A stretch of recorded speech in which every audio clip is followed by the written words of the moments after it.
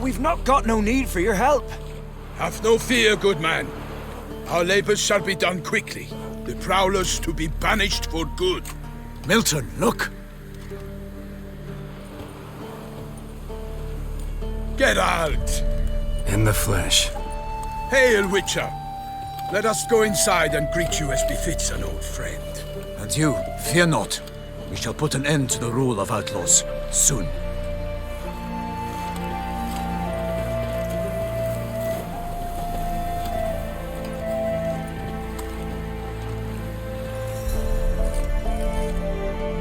Found your message on a notice board.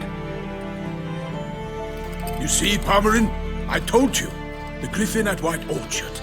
I knew that were we only to follow the tracks of its slayer, we would in the end find Geralt. Milton de Peyrac Peyrin and Palmerin de Lawnfall. Good to see you both. Been years. Be assured, we share your joy. You must forgive us our, surroundings. When we pledged to place the village under our protection, the village elder gave us this hut as our lodgings. He swore it is the best hut in the village. Get involved in some squabble? We discovered that in retreating, the Redanian garrison that left this land still is at the mercy of numerous plagues. The tyranny of bandits the most onerous among them. These plunderers shall soon descend on this village to collect tribute. Milton and I will dissuade them. We are both sworn to fight injustice and oppression wherever they rear their heads. The matter does not concern you, of course, but do us the kindness of waiting. Once we have dealt with these marauders, we have a matter we must present to you. So, plan to go out and meet the bandits when they arrive? Fight them? Palmerin wishes first to appeal to their sense of decency. But I expect they will be deaf to this. Yeah, completely. We must afford them a chance to stand down. Many a hardened outlaw has left the path of wrongdoing upon hearing words of admonition. Doesn't happen in these lands. Ever. If they do not heed my reprimand, we at least will know we have done all within our means to evade bloodshed. Fine. Naturally, I'll help when Palmerin's rhetoric falls on deaf ears. Excellent. Then we've but to wait for the rogues to arrive. They's a coming! Hear that? Your bandits have arrived. Let us go out to greet them.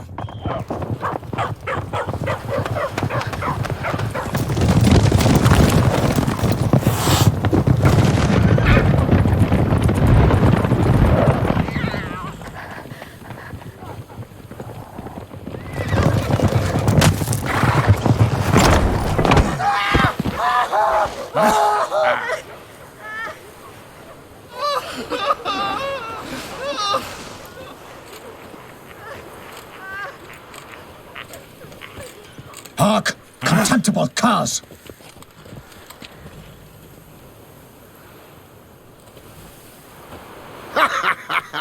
He mean us? I, Palmerin de Lawnfall, call upon you to repent. Set your hearts. Do you not see that they are blackened? Regular Punch and Judy here. To prey upon commoners is no honor. To loot their meager stores, abandon the path of shame, and we will spare you.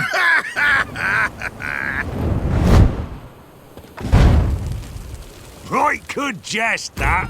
Had us a laugh. Now, fuck off or we lose our patience and you lose something else. Nay, wait, Zorg. These lads are a lark. Mayhaps they know some tricks. Oi, players! Can you toss balls all loopity-like? Or do that thing where one spits fire while the other farts? Noble Palmerin's giving you a chance. Now I'm gonna give you some advice. Do what he says. Or what? Or you'll find yourself fighting knights errant in the pay of the Duchess of Toussaint. And they eat scum like you with their morning porridge. There's 3 of them. 2 turtled up in armor. We'll come back later. Some wench sent them. Folk will say we's afeard of wenches and jesters. Ooh, insulted the Duchess. Not good. Indeed, we cannot let the affront go unpunished. I swear upon the heron you will pay with your own blood! By the crane, villains, ready your arms! Why do they not emerge? It is over. We have banished the scoundrels, lifted oppression's yoke from their lives. Warned you it'd be like this. fear you as much as they did the bandits now. Sorry, no fanfares and flowers. You're not in Toussaint. It is true what folk claim. In the north, no noble deed goes unthwarted. It is time to go home. And we shall, my friend. Come, Geralt. It's time we delivered our message.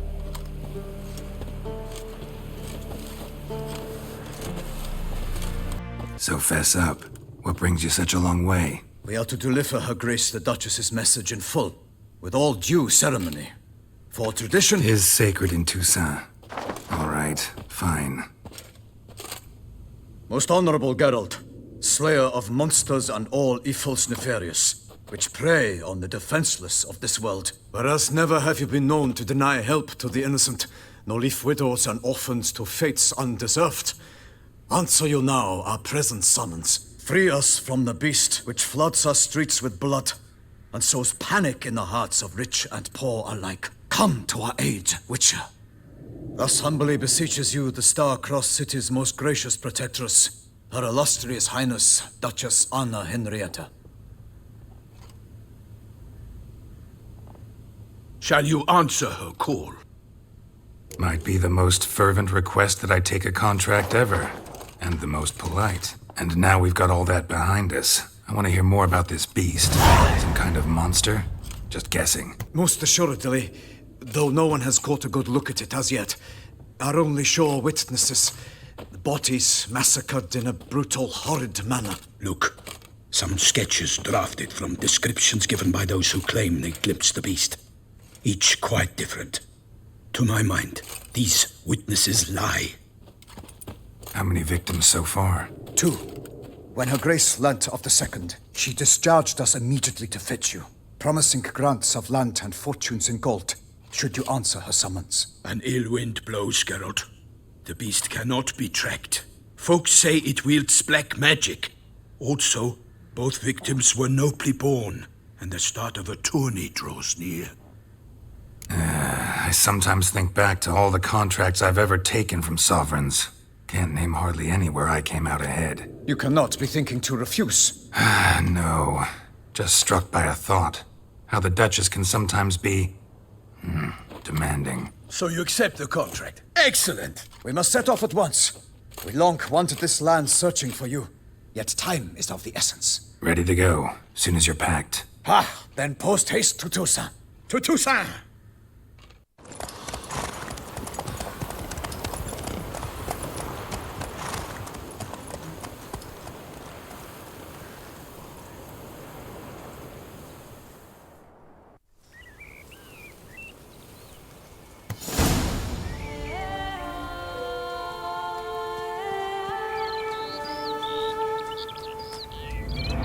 Toussaint, the land of love and wine.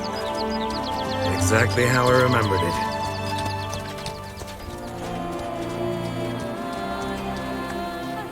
You will find Beauclair has changed some these past years. Walk about when you have the chance. You will see for yourself. To me, place always seemed straight out of a fairy tale. Knights errant, elven palaces. You insinuate that we are somehow odd? I shall prove you wrong. This I pledge on the Heron!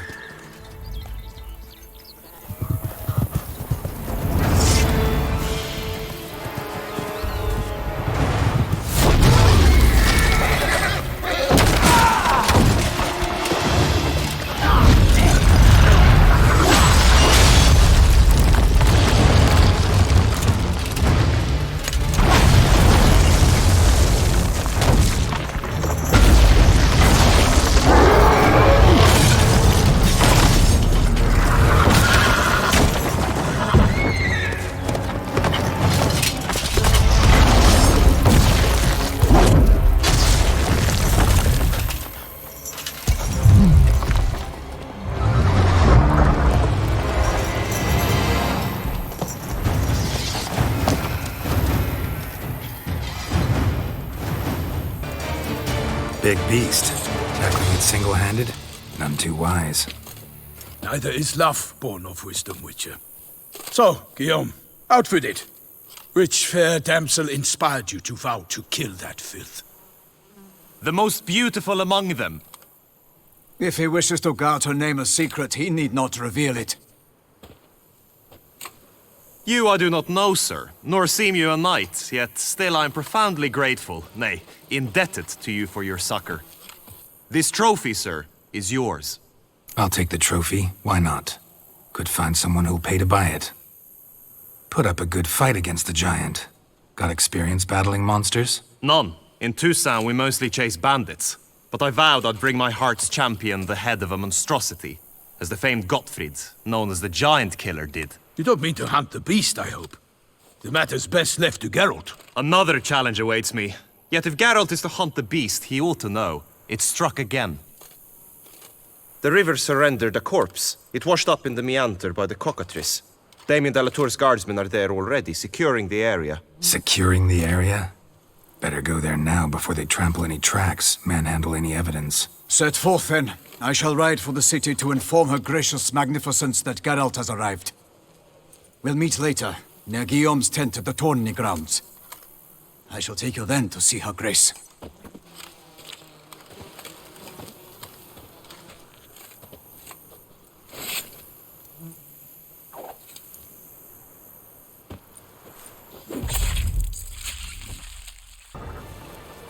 Look, a boat was launched here.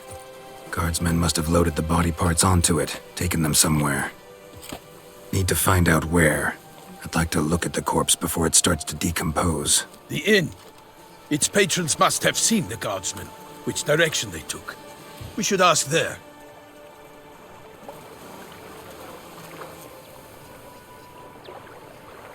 One thing.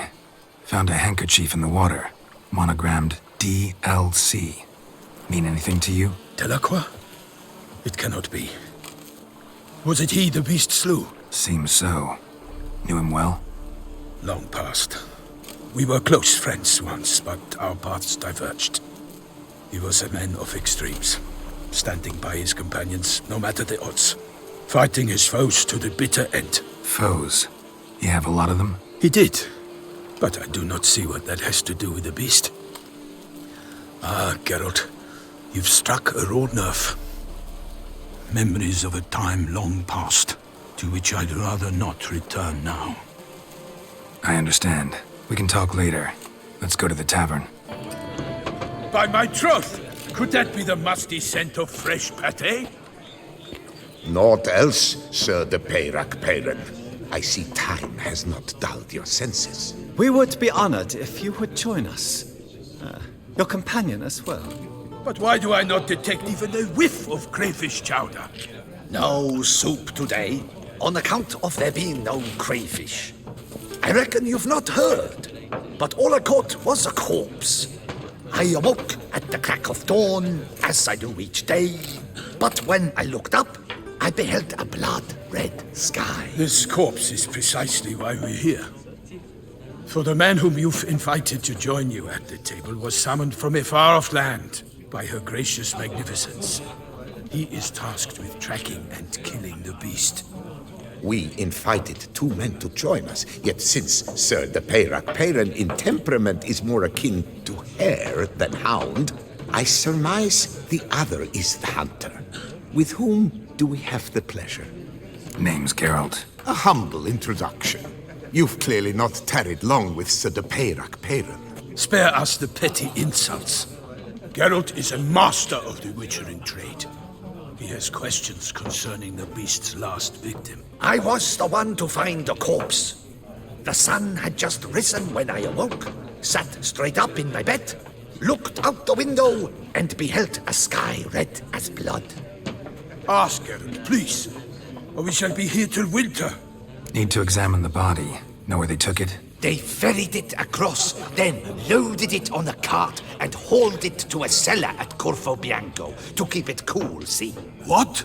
Why, Corvo Bianco is Baron Rassel's estate. When he learns they've turned his cellar into a morgue, he'll set his hounds on them. While you were gallivanting about the north, his vineyard was auctioned off. Who was that? Woman who just left. Didn't see her before. Didn't notice her walk in either. Doubtless Linnis, the innkeep's daughter. But hold, Geralt, because this is an outrage. Rossel's vineyard was auctioned off? Inconceivable. It is no secret the Baron had gambling debts up to his ears. It finally came time to collect. His creditors auctioned off his property. The Ducal Chancellery bought it, in fact. Rossel now bunks with his brother in Vicofaro. I told Rossel he'd get his comeuppance. How long can one draw on past heroics? His creditors must finally have defined that his promises meant nothing. Such are the times. Today's knights are pale shadows of the heroes of yore. It's true what they say. God sent the beast to punish us for straying from the old paths. Thanks for the hospitality. Time I examined the corpse. Corvo Bianco lies a short way from here, near the tourney grounds. Just follow the road and you'll arrive. Not coming with? Oh yeah, duty of some sort calls. Some sort? Ha! Her Grace bestowed a great honor on me, even before we departed for Velen. I'm to play the hare during this year's game in the palace gardens. When you see me in my costume, you will wet yourself laughing. A little tempted to ask a few questions, but it sounds like a long, complicated story. One involving lengthy digressions into local history and tradition. So, see you later, Milton, and good luck.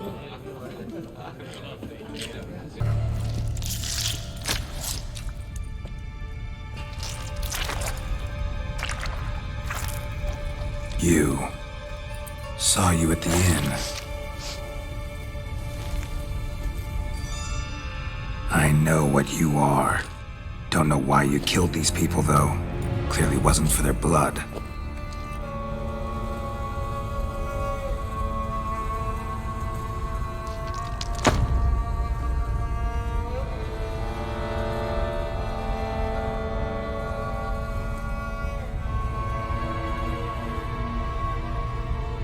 We don't have to fight.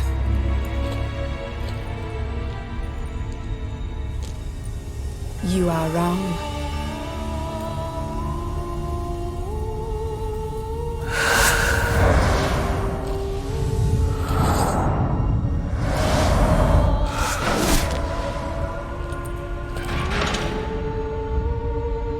I cannot let you leave. Stinks. Waterlogged. Both hands amputated. Body was quartered just as I thought. Laid in water for some time. Head swollen, and something took a few bites out of it. Something in the throat. A pouch, bulging with coins. Nilfgaardian florins, from several different provinces. If the murderer did this, means we're dealing with a sentient, thinking beast. Body was chopped up after death. Blows struck with great force, but bones sliced through, not crushed. Creature that killed him had long claws, sharp as a witcher's blade. First sank its claws into the victim's heart. No Bruxa did this. Third hand. A spare? Except it's clearly not the victim's. Guardsmen must have not noticed it as they picked everything up. How's this possible? Still warm. Blood still flowing? Several monster species can regenerate. Never heard of that happening to their severed limbs, though. Or of their limbs seeming completely alive after so much time. Examine the tissue more closely later. Might learn something. So, murderer was clearly a monster, but not a Bruxa. But then why'd the Bruxa come here for the severed hand? And who does the hand belong to? Why the hell's it still warm? Now, pouch shoved down the victim's throat. What's the significance? And why was he chopped up into pieces? Lots of questions, no answers so far. Need to know about the other victims. I'll ask Palmerin to get me in to see the Duchess. I need to speak to the Duchess, urgently. All right, you scamps. Story's done. Go find your parents. But the Palmerin, what about the story of Rittik and the dragon? They're tales for another time. But take a good look at the man who stands before you now. This is Geralt of Rivia, the master witcher who lent his valiant hand to the defeat of the giant Goliath. Master Witcher, is it true virtue always trumps villainy? Yeah. Virtue always wins. But the Black Knight, he's a villain and he wins. The cutter of Castelduccia too. Moral victory. That's what counts. Rubbish. Now, that will do for questions. Go find your parents. Her Enlightened Highness has doubtless arrived at the tourney grounds to watch the battle in the arena. If we hurry, we'll be in time to speak with her before the spectacle begins. Lead the way.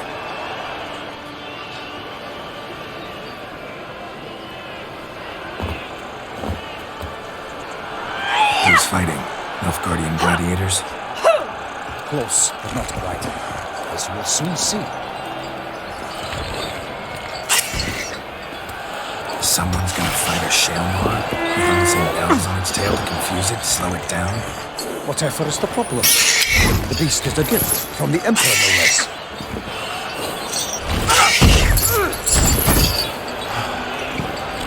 This is dangerous. Bells on its tail aren't enough. I saw a spectacle of the swords at the arena in Nunio. There, a knight defeated a Shalmar with bells on its tail. Might have gotten lucky. Shalmar might have been lame. Who knows? Only a witcher has a real chance against a healthy Shalmar. And that's not even every witcher. Besides which, releasing a monster that dangerous in front of a crowd, plain irresponsible.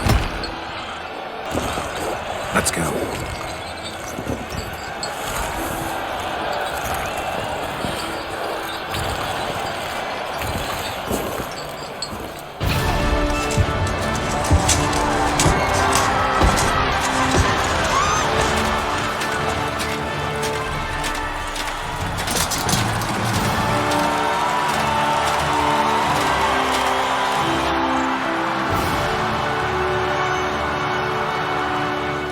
I dedicate my imminent victory to fair Lady Vivian.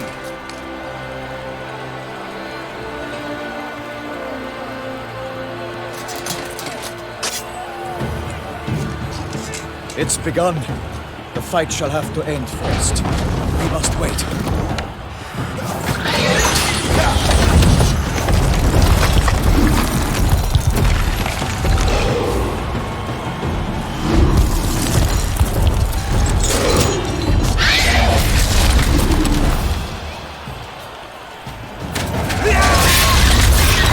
Got a bad feeling about this.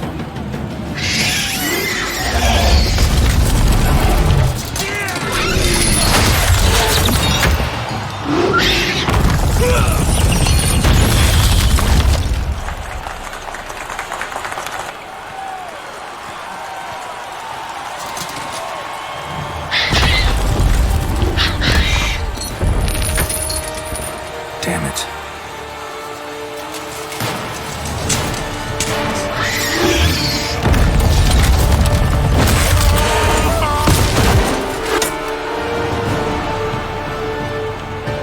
We have to help him.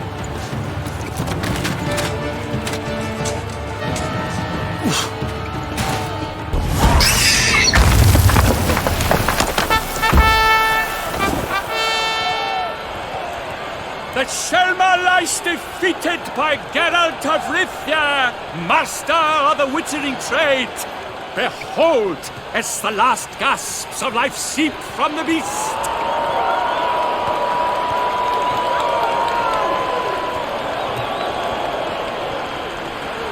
Master Geralt, do what you must.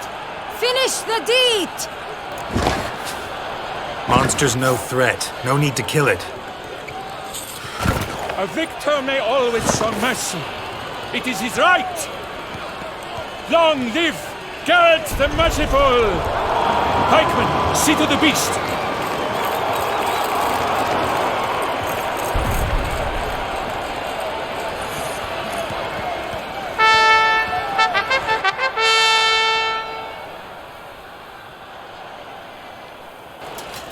Forgive me. I am not as nimble as in my younger years. You fought bravely. Thanks for your help.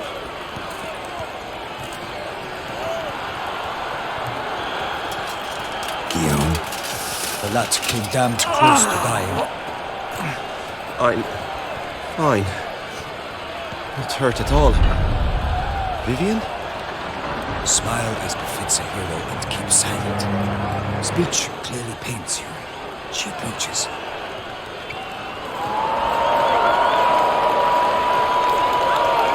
Geralt, we must talk. Vivian. You shall talk later, in the medic's tent. Geralt, magnificent, breathtaking. Your Grace. We knew that to summon you was a brilliant idea. We are delighted, ravished to have struck upon it. And I'm truly, honored. See to our young hero. Hop, hop. For we must make off with Geralt. We should talk. We had been long awaiting your arrival. Had nearly lost hope. Then suddenly, that entrance, so spectacular. Your Grace, my contract. I'd like to discuss it. Naturally, but not here. We shall need Damien. He led the investigation pending your arrival. But wherever could he be? Come, we must find him.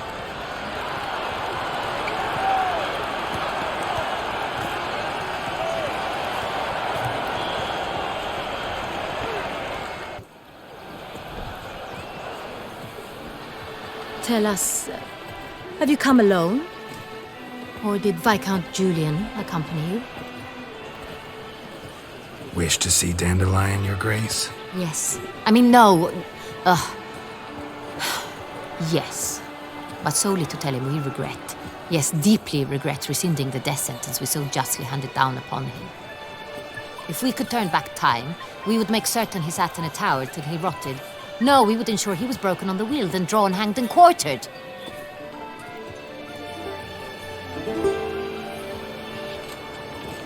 Ah, the very man we would entrust with these tasks. Damien de la Tour, captain of my personal guard. Your Grace. Witcher. Greetings. I examined the body of the beast's last victim. Might have found something. Need to analyze it. A quiet place, that's what I could use most right now. And maybe the help of an alchemist or a mage. Also like to hear all you know about the previous victims. Take it Sir de la Tour is my man for that. Firstly, call me Damien, please. Secondly, you should know I spoke against summoning you here. I've heard much about you. You bring trouble, or thus far have, always. And we've enough trouble as it is. Yet we are capable of defeating the beast on our own, without an outsider's help. I've no doubt about it. Damien, we settled the matter of the Witcher's employ some time past. Definitively.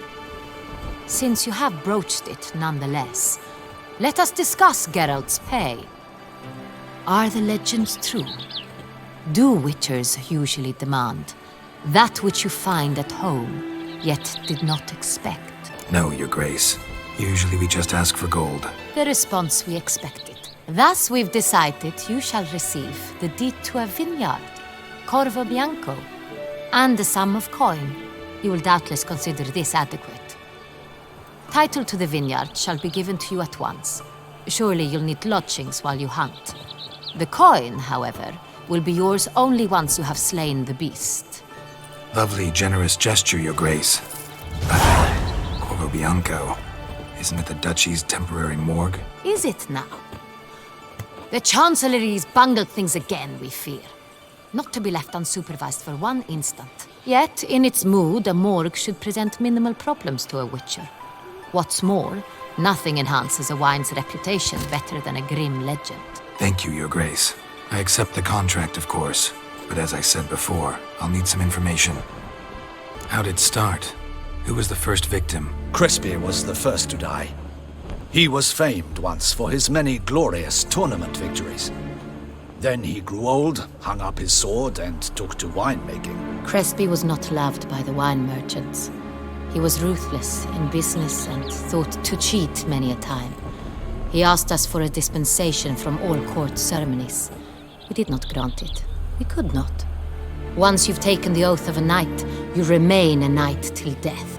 How'd he die? Where'd they find the body? Quite unusual, the circumstance. He was at a feast when suddenly one of his fellow feastgoers noticed he was missing. The town watch found him an hour later. On his hands and knees, propped against the town pillory, his sword hanging from his neck. He had died of wounds inflicted with claws, not a weapon. Blows of great force. So he died suddenly, but the body was on its knees, meaning someone posed it. So it seems. Second murder. Tell me what you know. In the city there are certain nooks. No one reasonable ventures there after dark. Ramon Dulac's corpse was found in one such place. With the first murder, terror gripped the city.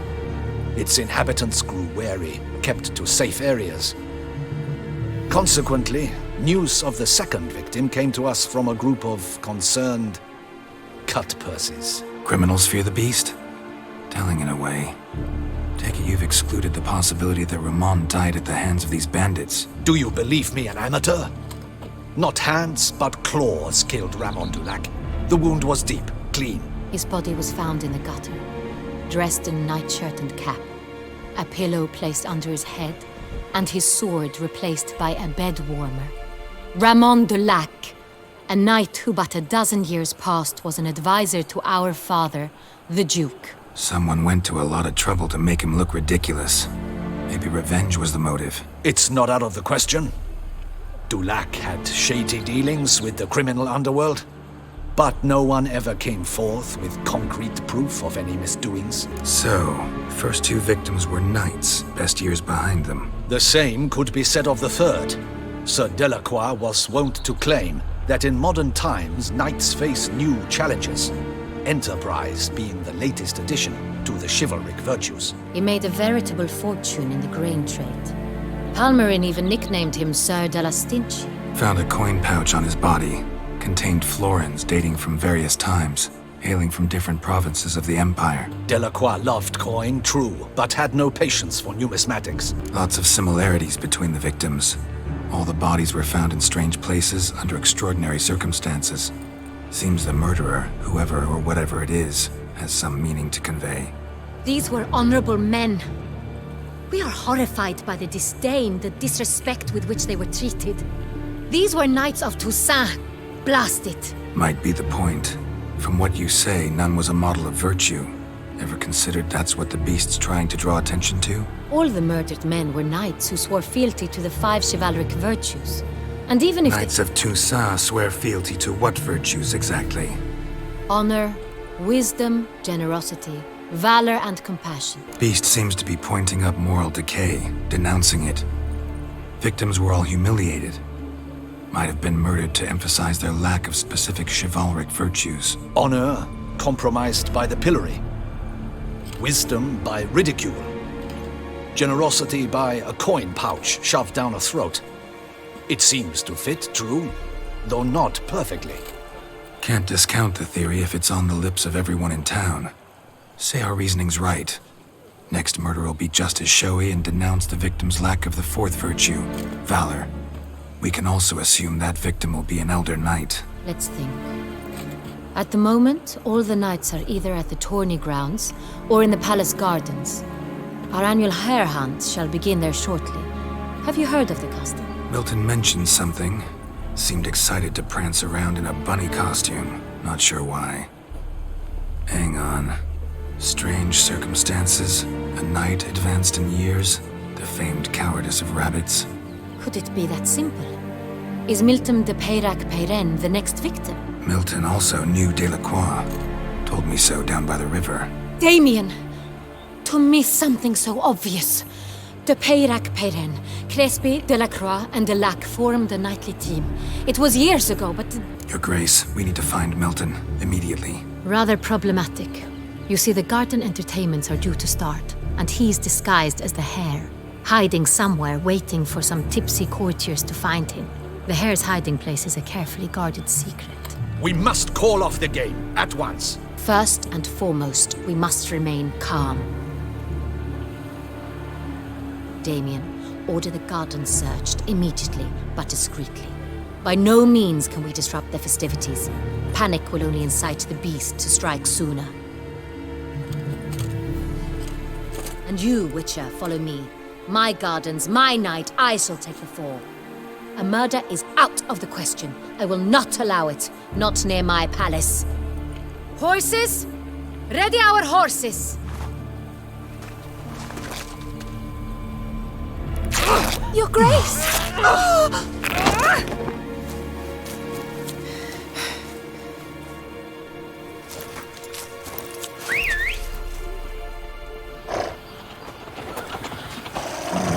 What the hell? Why, I should... Your Highness, Mind it doesn't get wrinkled.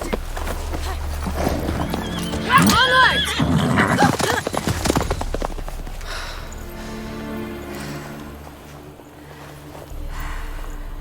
Hey! That is silk!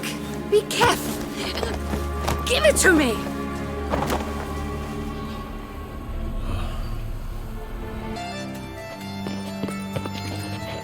On second thought, through here.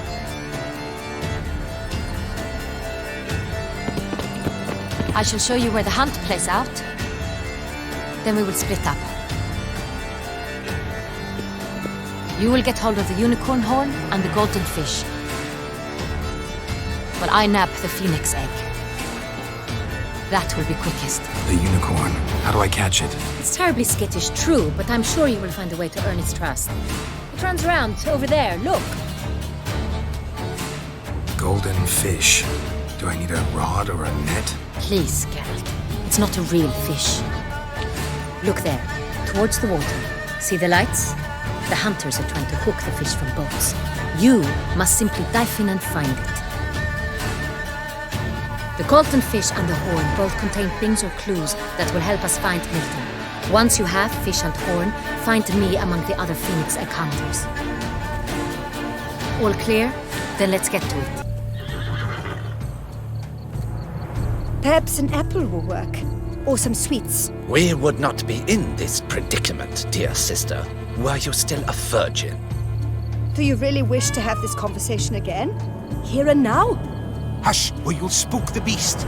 We shall try the sweets. Hey folks, gonna have to ruin your fun. Sorry. Who's that?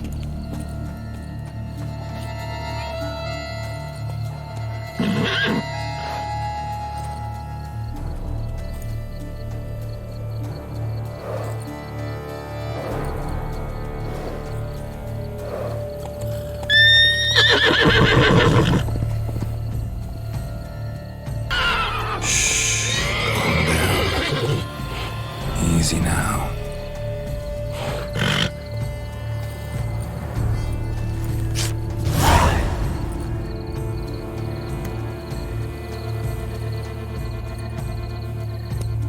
Well, that's hardly fair. Flagrant cheating is what it is! Sirs, we must teach this scamp some proper sportsmanship. Listen, I didn't break any rules. True, he won fair and square. We were unlucky, that's all. We must try to grab the next clue.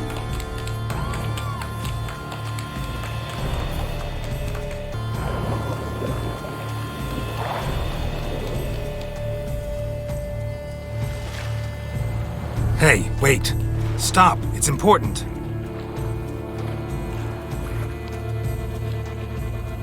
King Cormorant, sire, accept this offering we bring. Prithee cast upon us your merciful eye, and bear before us its secrets.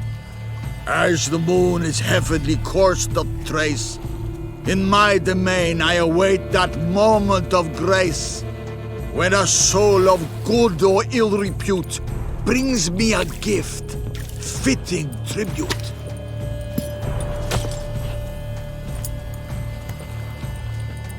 A key.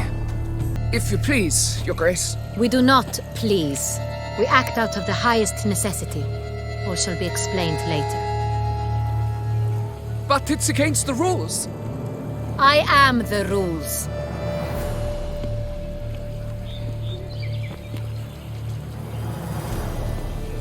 Geralt! At last. Got a key and a clue. And I've another. Show me yours.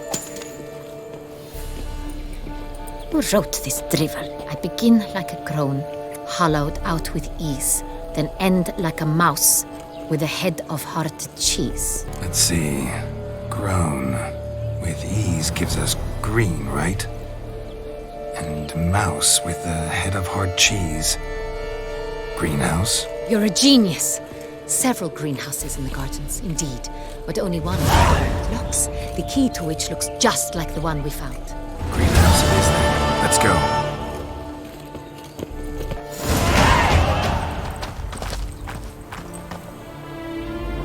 Wait here.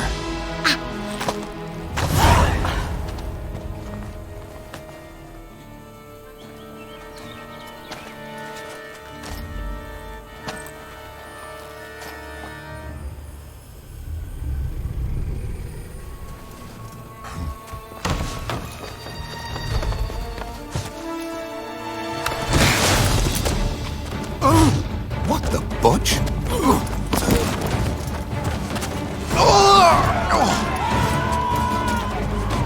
What was that?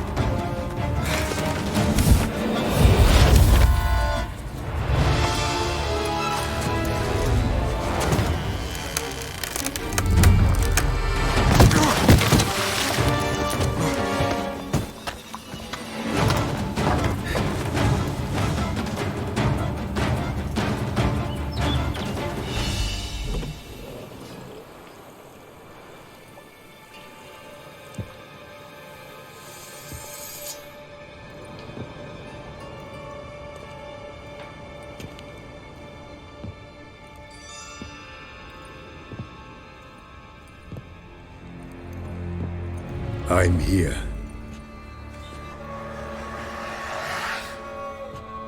This belonged to you, maybe?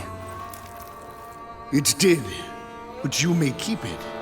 I've a new one. I do not know you. I've done you no harm. Yet first you butchered a Bruxer who was dear to me. Now you pursue me. Why? You've killed 4 innocent people, at least. And you? How many innocents have you cut down? Not here to talk about me. Yet that is exactly what we are doing. So, did they send you after me? Who are they? What do you mean, they? Duchess hired me. You've been murdering her subjects.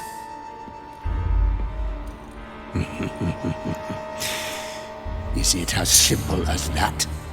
I would ask you to convey to the Duchess that I've but one victim left, but you'll not get the chance.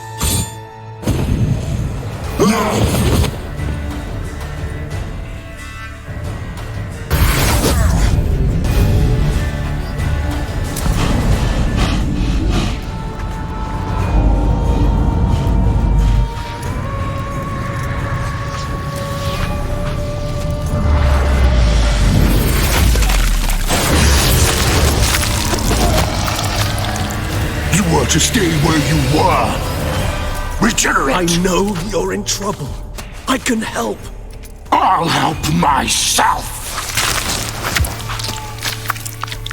No, he's my friend.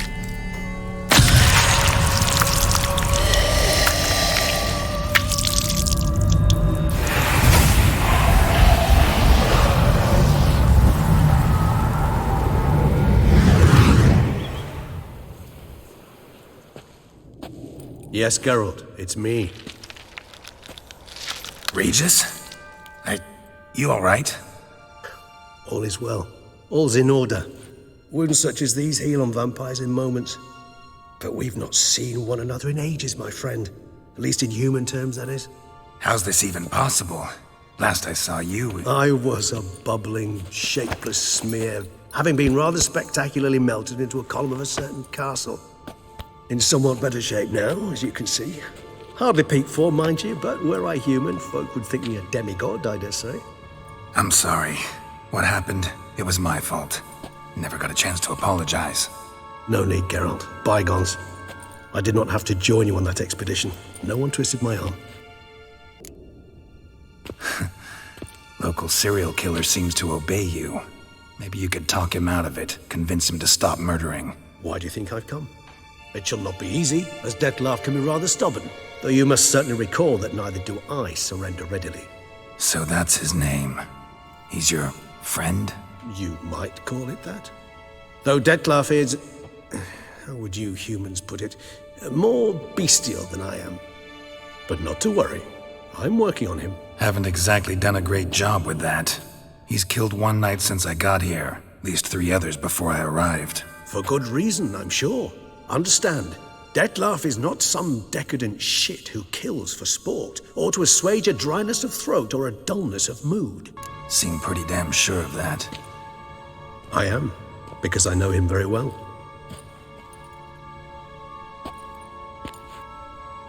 Despite appearances to the contrary, you two are quite alike. You've both noble hearts, yet you both are wont to perform ignoble deeds. When circumstances force you to, of course. Remember the year 964? That was 3 centuries ago. Blind fear gripped Rivia, Lyria, and Spala. Women and children were dying. Their mutilated, dismembered corpses littered the fields. Brute of Lyria. Read about it. Chewed up almost 200, then fell to a common poacher supposedly armed with a dagger blessed by some prophet. It fell to Detlef, who then found a poacher asleep in the brush near his snares and dropped the fiend's corpse at his feet. And thus, a legend was born. Vampires rarely help humans. Must have had his own agenda, hunting the beast. You err. He slew it for one reason alone.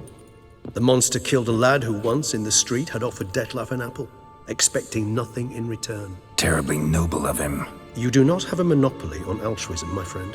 Vilgefortz melted my body. Detlef found what was left. As per our codex, he had a choice. To leave me where I was, or to care for me and nurture my remains. He chose the latter. Regenerated me at no small expense in his own blood. Do you know what that means to a vampire? The gravity of the endeavor? Probably same thing it means to a human. You owe him your life. Much more than that. The act itself made us blood brethren. A bond so strong humans cannot even imagine. Which is why I know something ill is afoot. Always had an overdeveloped sense of empathy. Each vampire has a unique talent. One they hone over centuries. It's precisely what renders us so difficult to classify. Detlef's trump card is his herd instinct. His tribal propensity. In point of fact, he prefers the company of lesser vampires and shuns that of humans. If he walks among you, killing egregiously, it can only mean something's upsetting. Immensely. Gotta find him, before something upsets him even more, and all Beauclair is awash with blood. Well, we share a cause then. Just like the old days. Not entirely. I mean, when I find him, you know. I know you've a contract on his head. Yet your true task is to stop the beast killing, not necessarily to kill the beast, am I right? All in all, sure. Let us find him. By the time we do, I hope I'll have convinced you Detlef is no monster. Fine, all right already. But for now, evidence is stacking up against him. Hear that? The posse. Knights must have tracked me here. I prefer they not find me here. I've makeshift quarters at Mère Lachaise Long Cemetery. We'll meet there. See you.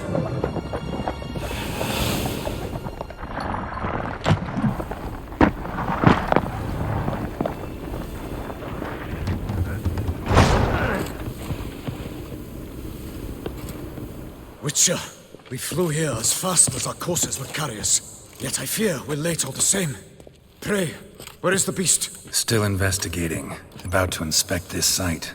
Withdraw your men before they trample all over the evidence. Sirs, we must let the Witcher do his work.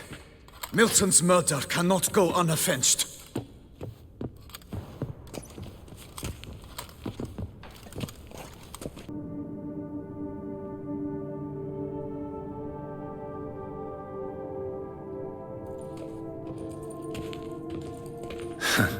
Agreed to meet a vampire at a cemetery. How much more cliché can you get? Nothing comes readily to mind. Could have left the door unlatched. What of my privacy? I value it rather deeply. Unmolested, especially by unwanted guests, that's my preferred state. Besides, I knew you'd find a way to get in. True enough. Need to find your friend. I'm hoping you'll agree to help. I shall do whatever's in my power. Yet what you want or even need must matter little. What matters is what Detlef wants. If he does not wish to be found, you will not find him. Ever. End of story. Come on. Gotta be some way.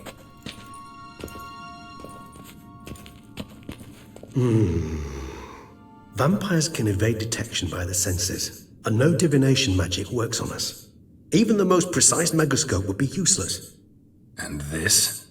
Could this help? Wherever did you get that? Off one of the beast's victims, found by a bend in the river. Body was chopped in pieces. 3 of those pieces were hands. Hand with the ring seemed the odd one out. Abruxa had taken an interest in it.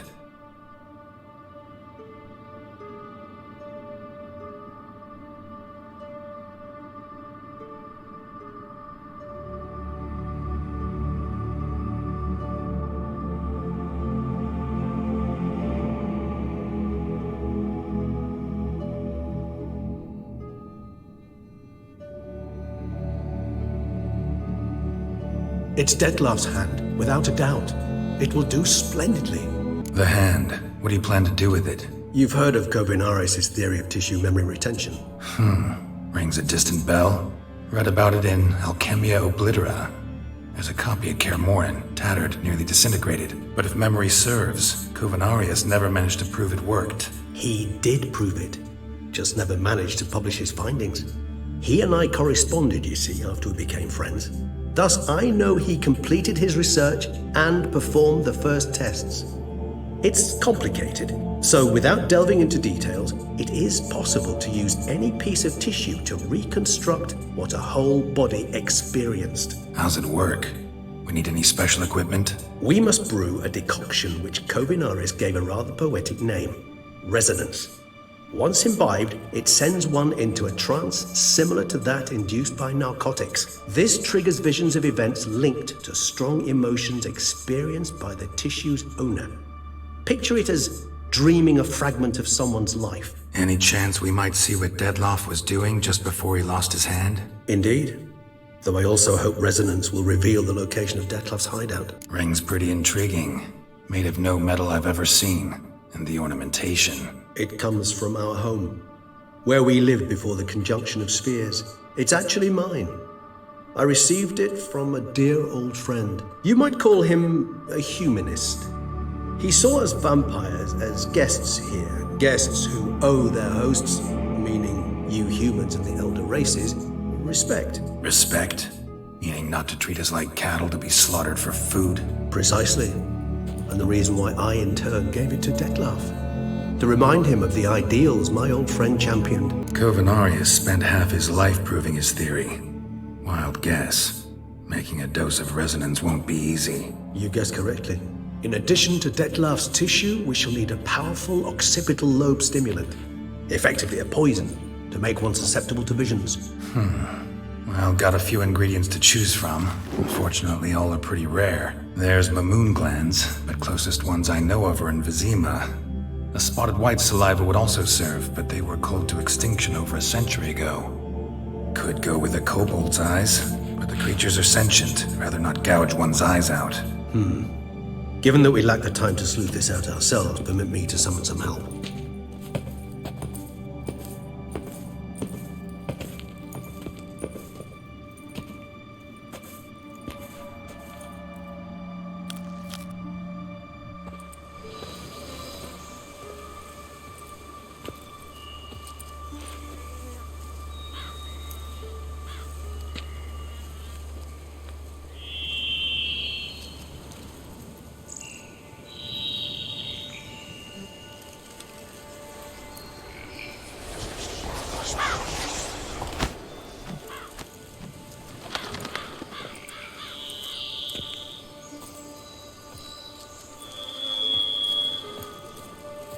What was that? A raven?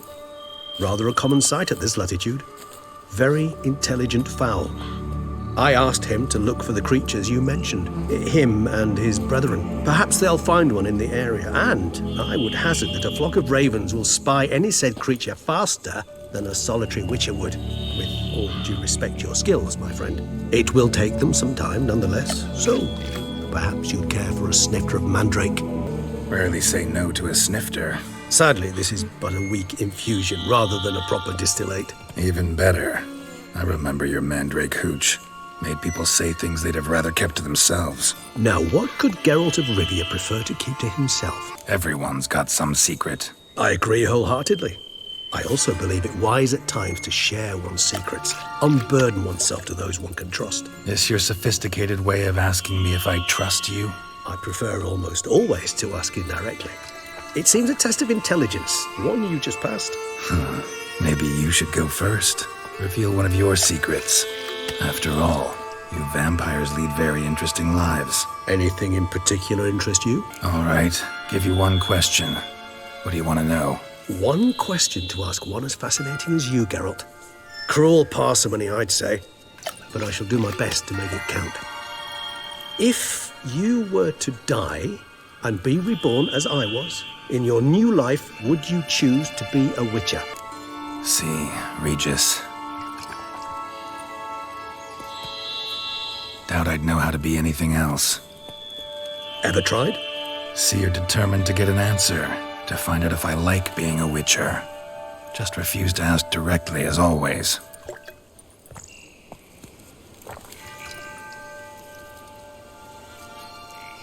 I like being on the path.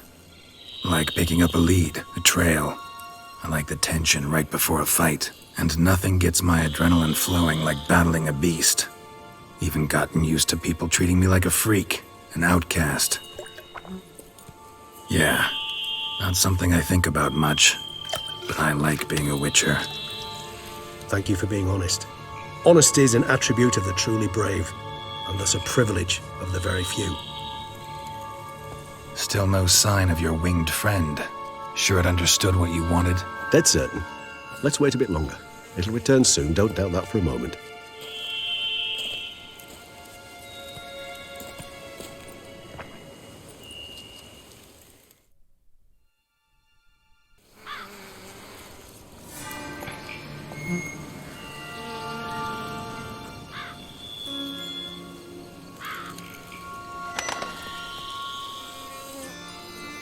Ever vigilant, even in his sleep. Quite vampire-like, in fact. Are you absolutely certain they don't administer a few of our genes during the trial of the grasses?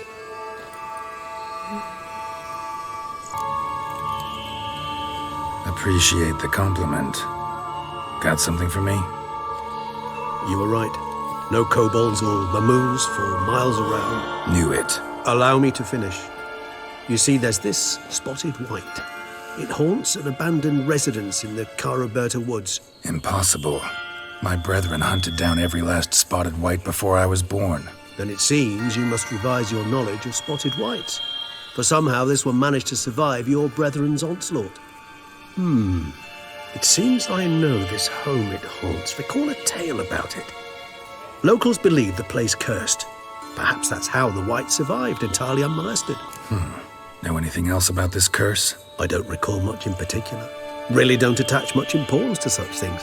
It was mentioned to me as an anecdote, no more. Come on, search your memory. Something, anything could be important. I believe it had a relation to hunger, or, perhaps greed, rapacity. Someone was punished for something... Textbook definition of a curse, pretty much. Sorry, Geralt, I try not to clutter my mind with the details of every far-fetched tale I happen to hear. What are your thoughts? A specimen of a species thought long extinct, and a curse, in one place. That a coincidence, or are they related? Ah, professional curiosity. Personally, I've nothing against you delving into this dilemma, but please remember we need the white's saliva. Nothing beyond that. Whites rarely appear in the woods, even less likely to find them in abandoned human homes. They inhabit remote wildernesses, old abandoned cemeteries. What's your point? This might not be a spotted white after all. Your little helper might have made a mistake. I sincerely doubt it.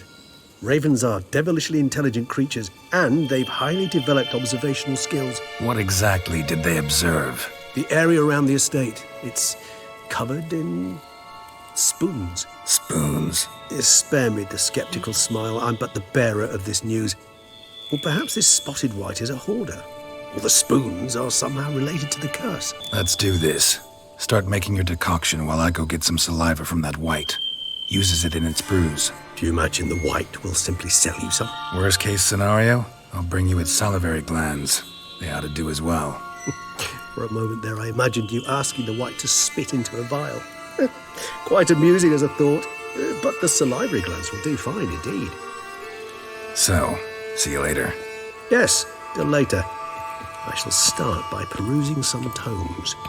Tomes? Thought you were gonna make this decoction. We require one last ingredient.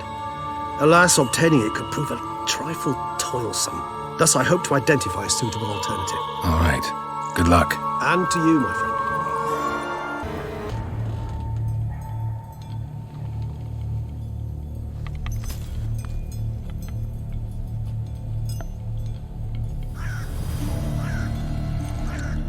None shall sit and dine with you at your table.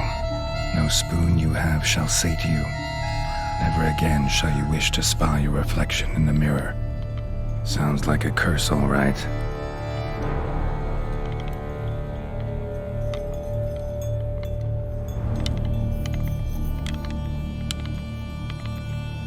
Somebody's clearly obsessed. Regis mentioned the place might be cursed. Can't be a coincidence. Need to look around.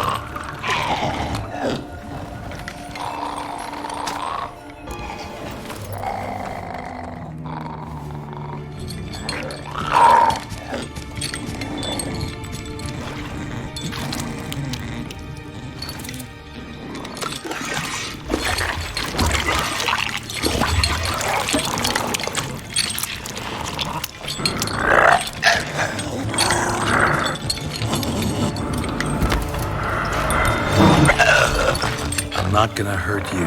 Wanna help? I've seen the words of the curse on the walls. Think I know how to lift it.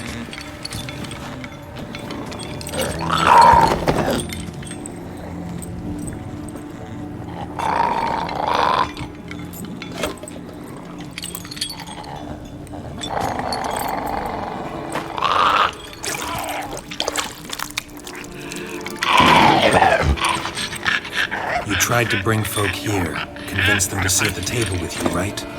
Well, I'm gonna be your guest now. Your willing guest.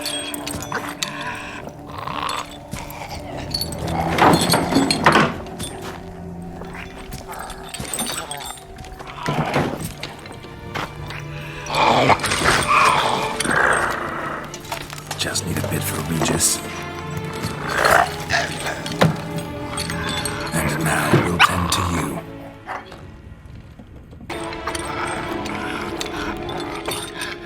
We can't use spoons. No, that won't work. You've been looking for a spoon that would feed you, but there's no such spoon. We need to eat without spoons.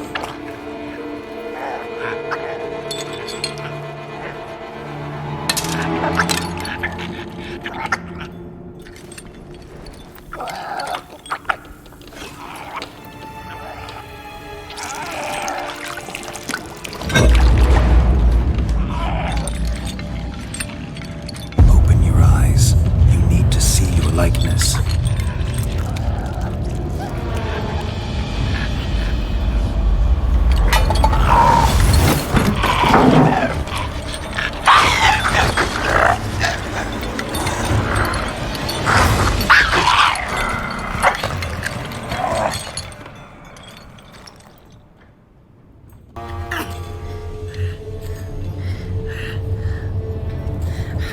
Shh, easy. Not gonna hurt you. Eat. I must eat.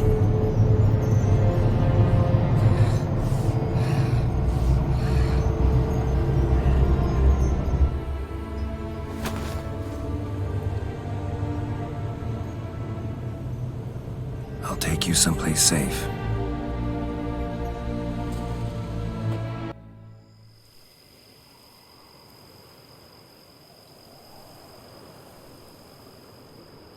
So I took her by the hand and led her here. Seemed the only sensible place for her. You did the right thing, sir. She should recover quickly here. Don't worry, sir. I shall see to everything. She is safe here and in good hands. She'll soon be back on her feet. Might actually take a while. She hadn't eaten anything in over 100 years when I found her. Horrid. Whatever brought this about? Told me her story on the way here. Her name's Marlena. She was once the very beautiful and proud heiress to the Trastamara estate. One evening, when she was holding a banquet for friends, a beggar came to her gate seeking alms. He had a bowl and a spoon with him. He sat outside her fence and waited. I've heard of the custom. An ancient rite of hospitality that obliges one to give food and drink to such a guest lest he depart hungry. To neglect the custom is to bring great misfortune down upon oneself. Marlena didn't care a whit for the old customs. She drove the man off, saying she'd rather feed the leftovers from her feast to her dogs than to give the beggar anything. The beggar then broke his spoon, cast a curse. She was beautiful, so he said she'd never wish to look at herself in the mirror again. Since she adored feasts, he swore no one would ever wish to sit and dine with her. And as she even refused him the crumbs from her table, he swore she'd never find a spoon in the world that would sate her hunger. A harsh punishment. I imagine lifting the curse was hardly simple. Curses are tricky. They play on irony. Always gotta figure out what the catch is. Marlena had spent decades looking for a way to lift it. Transformed into a wight, she stole spoons and lured folk into her home, trying each time to get them to dine with her. Didn't work. So what did? Someone had to sit down and share a meal with her, of their own free will. They had to eat without using spoons, and make her look at her reflection. That's it? That was all it required? Simplest solutions are sometimes the last that come to mind. Besides, when you're a wight, it's pretty damn hard to find willing human company for a feast. I imagine so. But, most importantly, it is now over. Please, don't worry. She will be in good hands here.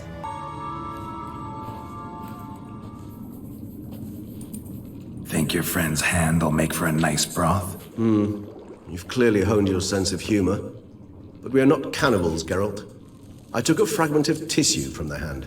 It will suffice to prepare some resonance. What did you do with the rest? I cremated it, as our codex commands. A raven told me you'd acquired the necessary ingredient. Pretty helpful creatures. Calling them often? I try not to overdo it, but they can be so useful. As they were now, when I merely needed to be sure I could arrive in time should things go sour. Managed fine alone, but thanks for the thought. Gonna need much longer to finish brewing resonance? Mentioned a last ingredient, too. What about that? That, I fear, might prove troublesome. You see, to use the concoction to summon the memories of one, the solution must contain the blood of another specimen of the same species. Shouldn't be a problem. I happen to know a higher vampire who should be willing to help. Right, Regis? It's not that simple, I'm afraid. While you were away, I tried my damnedest to identify a replacement, but alas, none such exists. Not sure I understand what the problem is. Can't we just draw some of your blood? The blood must be in an agitated state. As I'm certain you know, higher vampires can change their corporeal shell. As our flesh changes, so does our blood's chemical composition. To make a long story short, I shall need to induce in myself a state of strong psychokinetic arousal. In brief, madness, rabidity. And that stands to be very, very dangerous. All right, so what do you want to do? We shall visit Tesha Mudna, an ancient vampire estate. There we will find cages suspended in the air. I will enter one, be confined. You will lure beasts there. Beasts you will then kill. The bloodletting should prove profuse. Abundant enough so that the blood scent will drive me mad. Wild. Tesha Mudna. What's it like? It is a place of torment, a torture chamber. Long ago, shortly after we'd arrived in this world, one among us named Kagmar developed such a taste and lust for human blood that in one night he could imbibe an entire village. This brought trouble on the entire species. Common folk wearied quickly of living in constant fear. They began to hunt us, seek the aid of mages and witches in tracking us down. So what? Not like they could ever hope to kill you. But they were bothersome. Forgive the comparison, but when did you last enjoy mosquitoes buzzing around your head? In any case, the other vampires decided something had to be done. Kagmar had to be caught and punished. A torture chamber was thus outfitted in the dungeons of Toussaint. Inside it, a cage made entirely of a special alloy of silver, dalvinite, and meteorite steel. Kagmar was captured and locked in the cage. Sat there over 2 centuries, driven to fury time after time, never able to escape. Thus I know the cage will withstand the fury to which we shall drive my humble being. See no reason to dawdle. Toussaint. Take me there. In a moment. Just one last thing.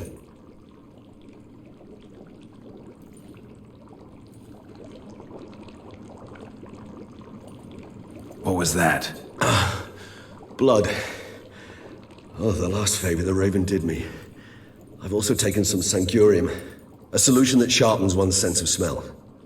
One drop of blood shall smell like a gallon to me now. You crazy? You're a recovering addict. Your outrage warms my heart, Geralt. But you must remain calm. I had no choice.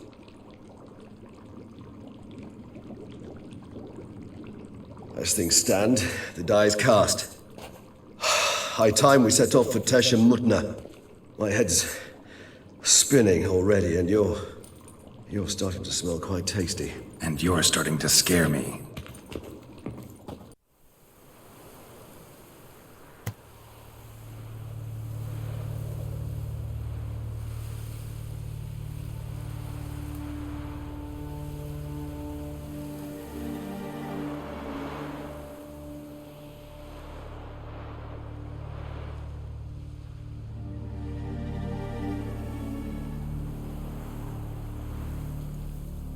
We have arrived.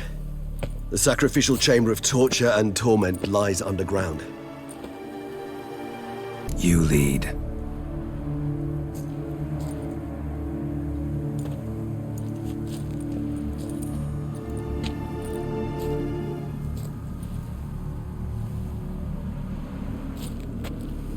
Scurvers. Must be getting close to their feeding ground. Correct. I told you there'd be danger.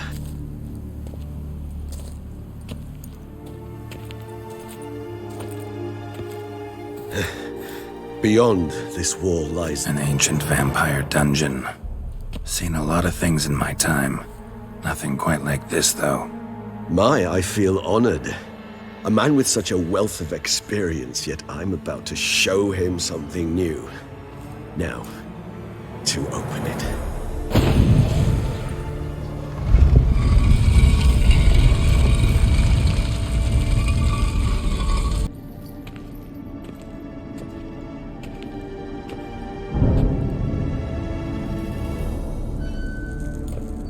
Charming place. But what are all those cages for? Mentioned one vampire being kept here. Yes, well, you see, humanitarians is something my ancestors were not. They concluded Kagmar would best be punished if he were tormented with the scent of blood he could not taste. Thus, they also kept humans here. Humans whose blood they slowly let. Kagmar ranted and raged in pain as those humans slowly bled to death. They treated them like livestock. Live bait. I'd like to be able to turn back time. Deny it, but alas, I can do neither. Feel shame for my brethren. That is all I can do. Don't take it so hard. Nothing you could have done about it. Let's get to work. Well, that was awkward. Fine. I prepared the bait. Please be so kind and place it. Ideally at the tunnel entrances. The scent will spread most effectively then. Bait set. What now? I shall enter the cage. You must chain me inside. The bars are made of an alloy that will prevent me from transforming into mist. Kinda thought you wouldn't want to. I shall be in great pain. My sole thought being to stop that pain. I cannot know what I will do.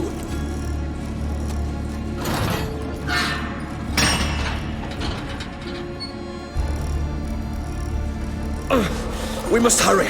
The beasts have caught the scent. Also, my head started spinning. That the blood? Someone who's never experienced a vampire's bloodlust does not know the true meaning of thirst.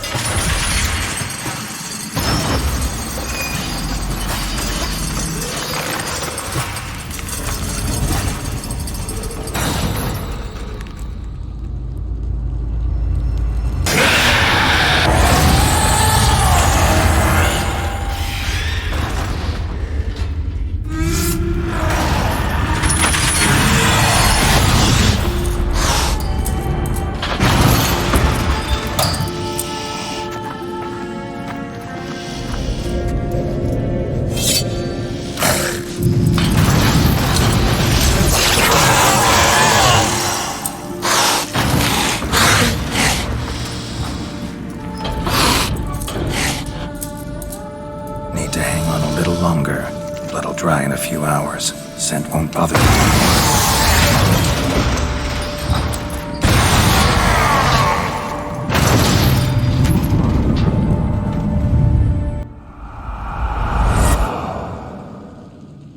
Get you out of here. The concoction.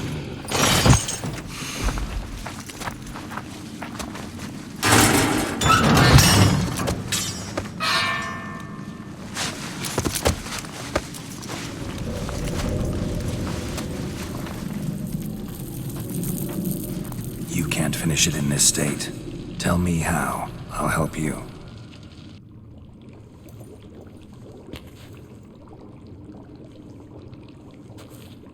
Any better? Far from ideal. And some time must pass before I fully recover. But yes, a bit better, thank you. Resonance. It's ready. Are you certain you followed the formula?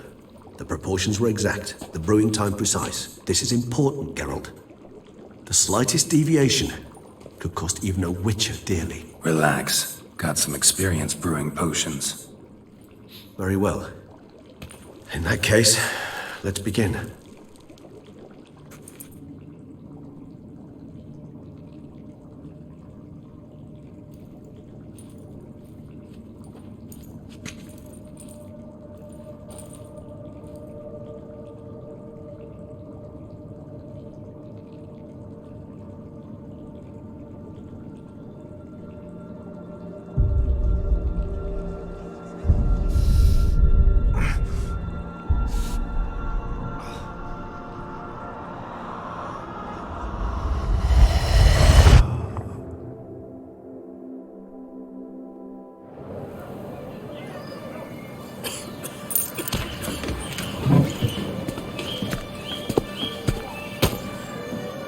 Excuse me. I should really take a minute. You jumped the queue, sir. But Count, sir, you must understand. I've a meeting. Sir, Count, you were next. Please, take a seat. This gentleman was here first. Step down or you shall regret it. Ah, fails to realize he was your friend, Count.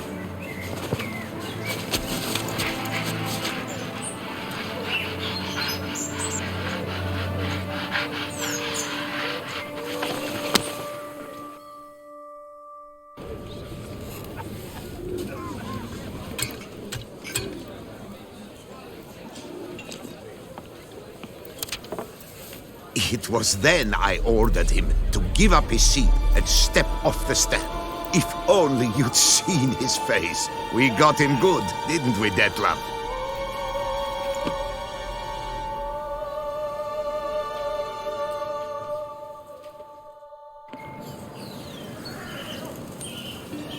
And then Mother insisted we buy the mill. Curious, eh?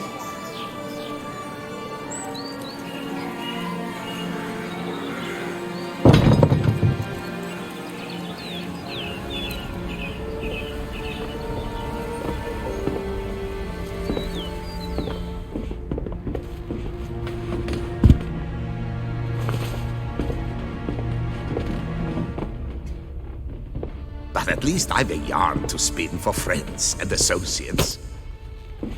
Forgive me. What?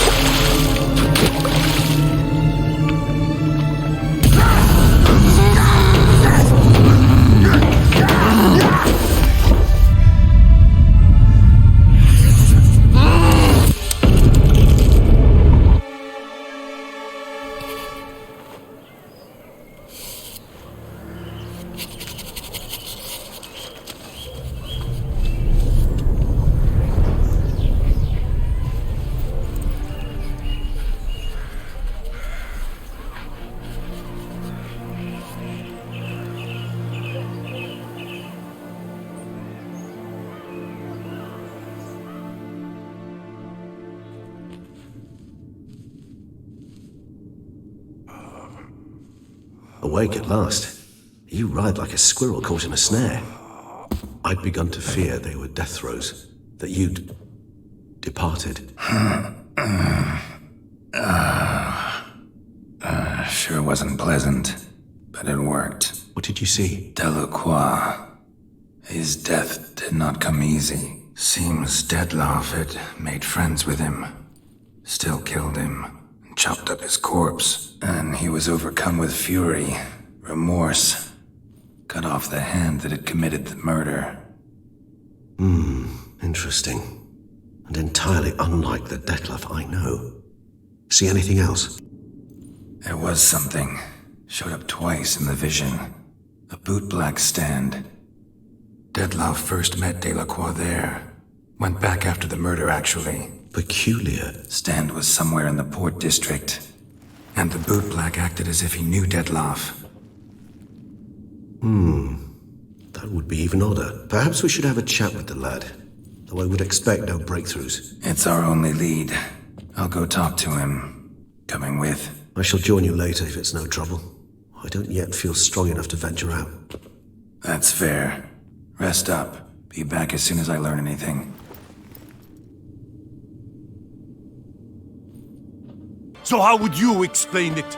Whether it pours for a week or the sun bakes our pates, we've always mud up to our ankles here. You can't blame me for Beauclair's fickle weather. Fickle weather? I've seen you. You empty your chamber pot in front of our shop each morn, so folks will dirty their boots go to you to get them cleaned. A far-fetched conspiracy theory, sirs. I'll conspire to welt your bum with my belt. Come here. Leave him alone. Just who the spit are you? A witcher, and I'd advise you to go back where you came from. I thought witches defend men from monsters, not cheats from justice. Need to talk to the boy. You can chat to him all you like, after we tan his hide. So stand down. Not gonna happen. Won't it? Well, then we'll thrash you as well, which is all the same to me.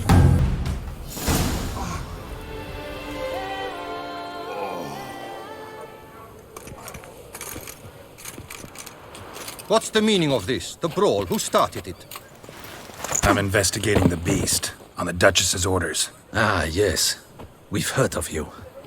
And these men, what are they doing? Obstructing my investigation. Understood. Right. A few days in the clink ought to teach them not to impede official duchy business. Come on.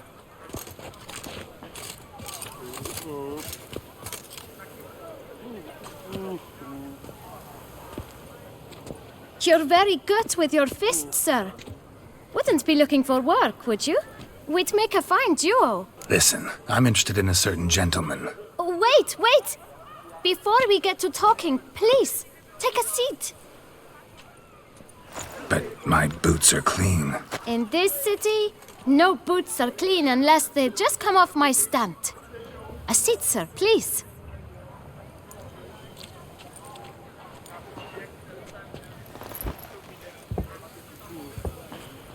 So then, who was it you wanted to ask about? One of your patrons. Tall, elegant black frock. Not from around here. An arrival? Indeed. I hear a faint bell ringing. A modest sum might make it sing out loud and clear. How much? Let's say 500 crowns. What? Gotta be kidding me. What would you even do with that kind of coin? Expand my venture. I'm sure you can imagine. Have a proper stand with a big sign. I want a new box too. New polishes, new brushes. And if I've enough coin left, I'll buy a share in a launderer's. Get wastewater for free. Got it all planned out. I should think so. Capital is all I require. All right. Let's see if we can't figure something out. Ah, see? I knew we'd clinch it. Guess I can agree to that. 1,000 thanks. I shan't forget it. Now to the matter at hand. I know the fellow you seek, though I don't know his name. A steady patron. Gets his boots cleaned every few days. He's very good to me. Always pays me a premium. Know where I might find him? No, but you could wait here. Perhaps he'll stop by. Don't have the time for that. Sure you don't know where to find him? Or maybe notice which direction he came from? When I clean boots, sir, I do not look up to see where folk come from. I clean. It seems you're having a rough go of it. Oh, you're here. Feeling better? I am, thank you. The local necropolis. The air does wonders for me. Now, if I might intercede, I dare say I've the right question to ask. Young man, you see this vial? One drop added to your boot polish will help you wipe even the most encrusted boot clean as the dome of St. Lebioda's cathedral. With it, you will serve 3 times as many patrons at a fraction of the effort, and piles more coin. I'm prepared to give you this vial if you tell me where the man we seek lives. But you won't hurt him, will you? The gentleman's art, true, but he's kind. In point of fact, he's a friend. Yet we had a falling out of sorts and would like to straighten matters out. I leave his boots at the door of a house near the port. The door is red, but I do not know if the gentleman lives there. Worth checking. Might happen on a lead. Would you let me scrape the dirt off your kickers before you go?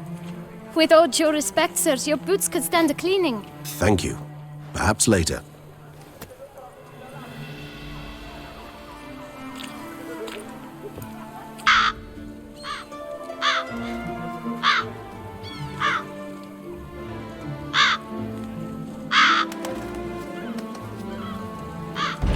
Won't budge.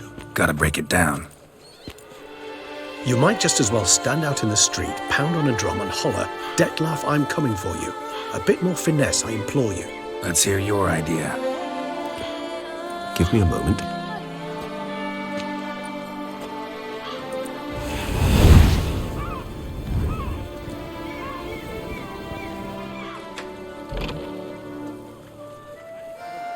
Nice.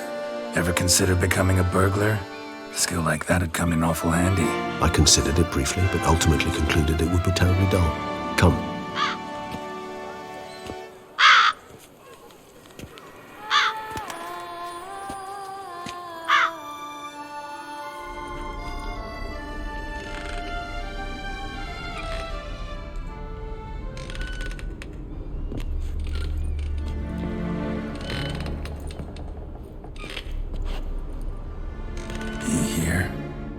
Sense him? No, he's not here, but he was here recently. His scent is still strong.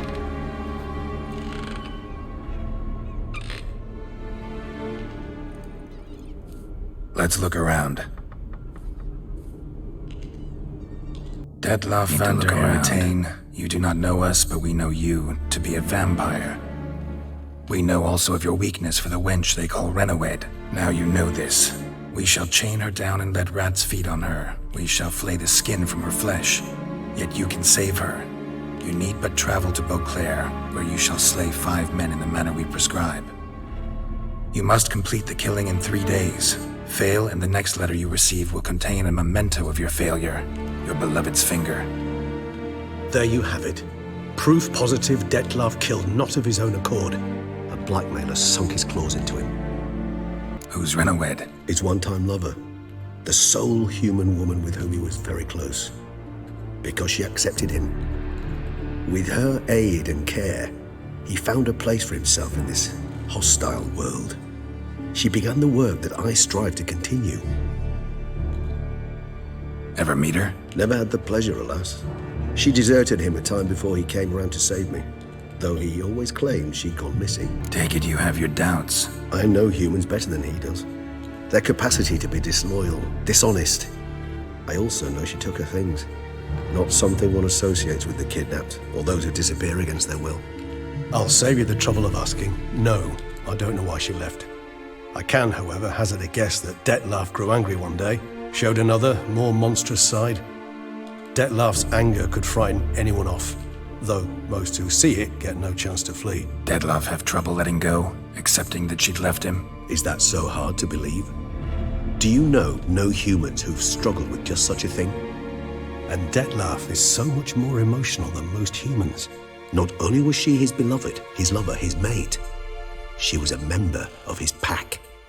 And one never leaves one's pack voluntarily. Even if Renowed did abandon him that time, looks like someone's actually kidnapped her this time. Hard to argue with that. And hard to foresee what he's prepared to do to free her, get her back. He's prepared to kill, that's clear. As would you be for Yennefer. He kills for he cares for her deeply.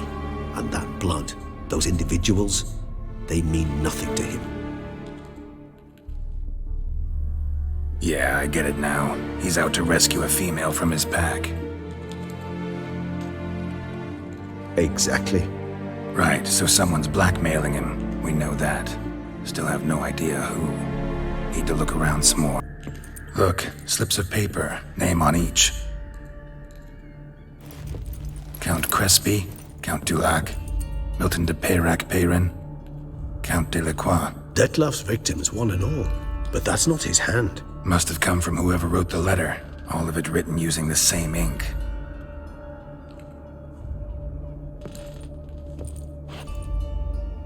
See the color? Ink was dyed with cinnabarite. Rare mineral, pretty much found only in Nazaire, but I fear it means very little. Anyone could have imported such ink. Fair enough. Still worth remembering. Look, this slip is stained. With wine. Not much to go on either, especially not in Beauclair. Perhaps. Yet perhaps also worth remembering. Let's sum up what we know. Seems Detlef's being blackmailed. Someone's been feeding him his victims' names. All noted down using one and the same Nazaire ink, and not in his handwriting. Not much. But enough to ascertain Detlef's innocence, clearly. Not how I'd put it.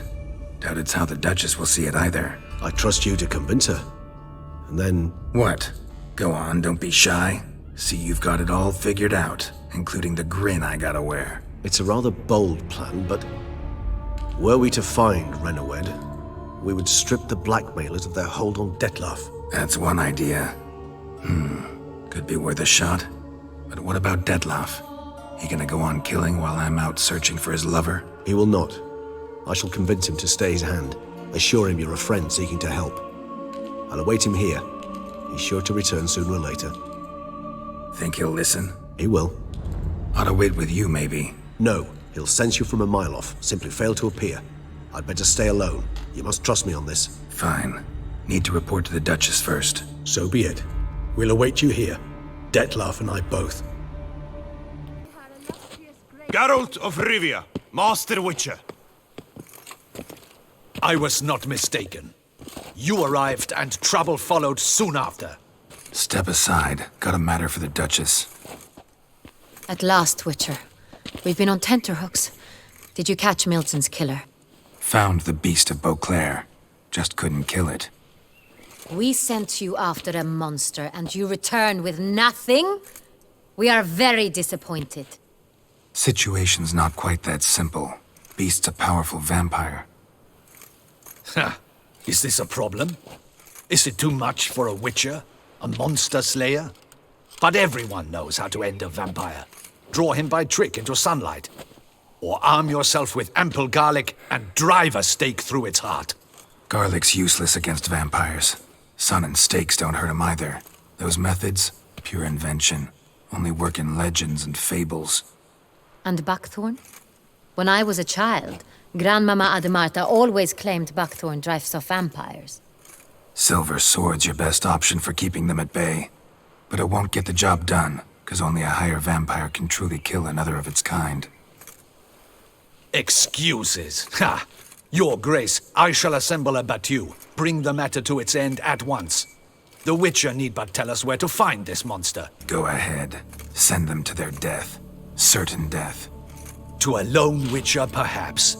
To 40 of my men-at-arms, but another skirmish. 40, 50, 100, doesn't matter. Won't make any difference against him. You have not seen my guardsmen in action. Can they fight fog? Hit a target that moves faster than the wind? How? What creature can do such things? Creatures like this one. Higher vampires, we call them. Each one's a little different. Unique or exceptional, you might say. Some transform into giant bats. Others communicate with animals, command them. Yet all are still brainless beasts. Dead wrong. Thinking of lesser vampires. Alps, Ekamaras, Catechans, for instance. They're ruled by instinct, sure. Attack anything that smells of blood. Higher vampires? They think. They employ reason. Monsters driven by reason. A curious contention. What, then, do you intend to do? Try to talk to him. That's our best bet. I cannot believe this. Her Grace summons a Witcher to kill a monster. Instead, he wishes to chat with it. Ha. Know what I'm doing. His lover was kidnapped. He's being blackmailed. Blackmailed? Be so kind as to explain how a vampire might be blackmailed. Higher vampires? They're like us, motivated by emotions, not instinct. Not only are they intelligent to an extreme, they're emotionally rich, capable of feeling many things, even love. This one fell in love with a woman, a human, and he'll do anything to keep her from harm. You do not, I trust, suggest we let Milton's killer go free, or wait until it murders again. We must render it harmless as quickly as possible. I'll find the blackmailer, free the vampire's lover. You were to destroy him, not help him. No one else should die. That's most important. Soon as the woman's safe, he'll have no more reason to kill. I admit to being swayed, Witcher. You may be right. Do you know anything about the blackmailer? Got one lead. A few scraps of paper. Blackmailer wrote the names of the vampire's victims on them. One of them stained. A drop of wine, looks like. So damn little to go on. You've no idea how wrong you are, my dear. Send for the ducal sommelier. Hop, hop! In Toussaint, wine is sacred. Here there is no such thing as a drop of wine, or stains therefrom. They are stains from a drop of Est, Ervelus, Fiorano. Your Grace wished to see me? Witcher, show him the paper scrap. Benoit, can you determine which wine made this stain?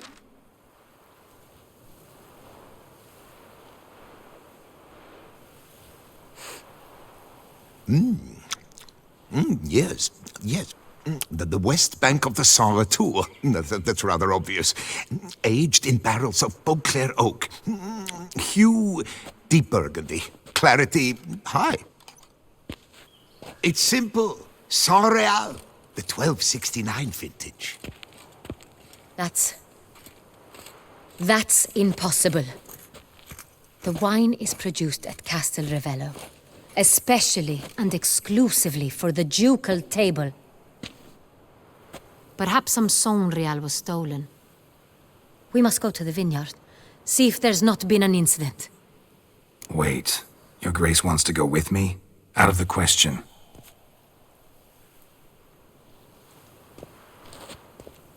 I hope you do not suppose we will sit on our ducal hiney and do nothing while our duchy is in grave danger. Your Grace, what you propose is far too dangerous. The Witcher should go alone. It pleases me to see you gentlemen finally agree on something. But I've made my decision. We shall go. accompanied by the best possible escorts. You, Captain, and Geralt. We will travel incognito. We've no wish to give the court any reason to gossip. For the duration of this mission, I release you from your obligation to adhere to court protocol. In short, from now on, I am Anna Henrietta, not your grace. Yes, your grace. Witcher, are you ready? Yeah, ready to go. Excellent. Give me a moment. I must don something more appropriate and concealing. Then we will be off.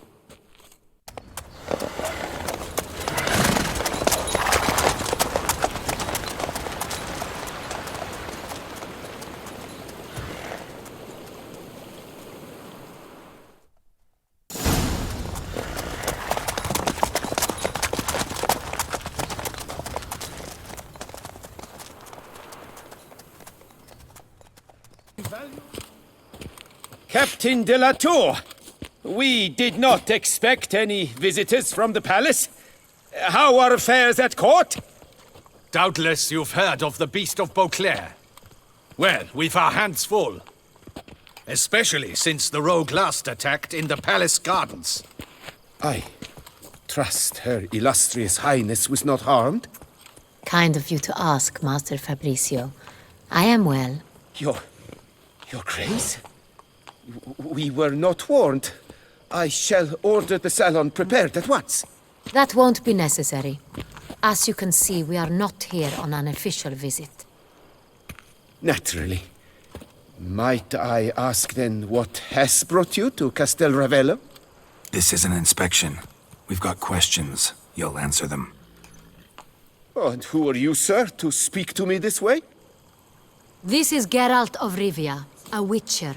He has come to Toussaint on my personal invitation.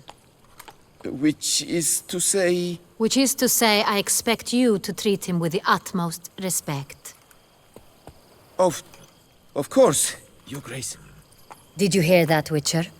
Fabricio will be delighted to answer your every question. Want to talk about Saint-Réal? I am at your service.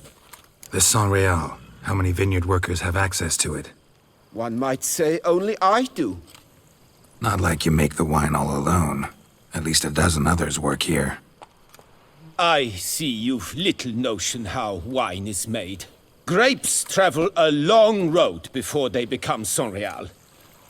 The workers assist me only to the stage of fermentation. I see to the maceration personally and let no one near the fat. Workers, again, assist me during barreling, but then I seal the aging barrels myself, each and every one. The wine lies in the cellar, gains character. Once this process is complete, it becomes Saint-Réal. And as it happens, only I have the key to the cellar in question. Who hauls the barrels to the palace? We've our own garrison. Guards who have served here for years and would answer with their heads for the wine. We'll not get anywhere asking questions, I see. It's a waste of time. Your Grace, how am I to understand this? Master Fabricio, we have proof someone's gained access to Saint-Réal. Someone who should not have, which means one of two things. Either you lie to our face, or you are an idiot who has had wine stolen from under his nose and not even realized it. In either case, you shall answer for it. But... Silence! And listen. I shall inspect the barrels in person, thus giving you time to reflect. When I return, I expect to hear answers. Remind me, where is the Saint-Réal stored? In the main cellar, around the corner. I'll show you. I shall find it. Give me the key to the cellar and wait here. Oh, of course, Your Grace. Here it is. Come, Witcher.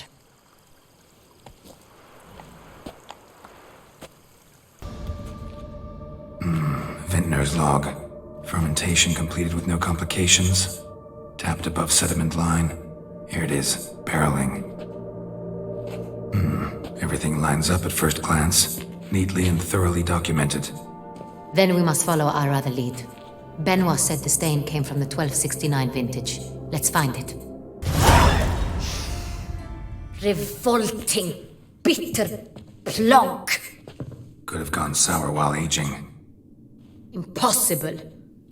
This is not wine. This is contaminated refuse that should never have made it into a barrel. The fact that it did was no accident, I'm sure. Master Fabricio. Let's see what he has to say about it.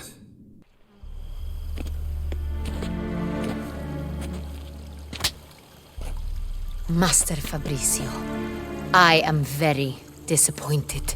But, Your Grace, You are a step away from losing your head. Speak the truth and you might yet keep it.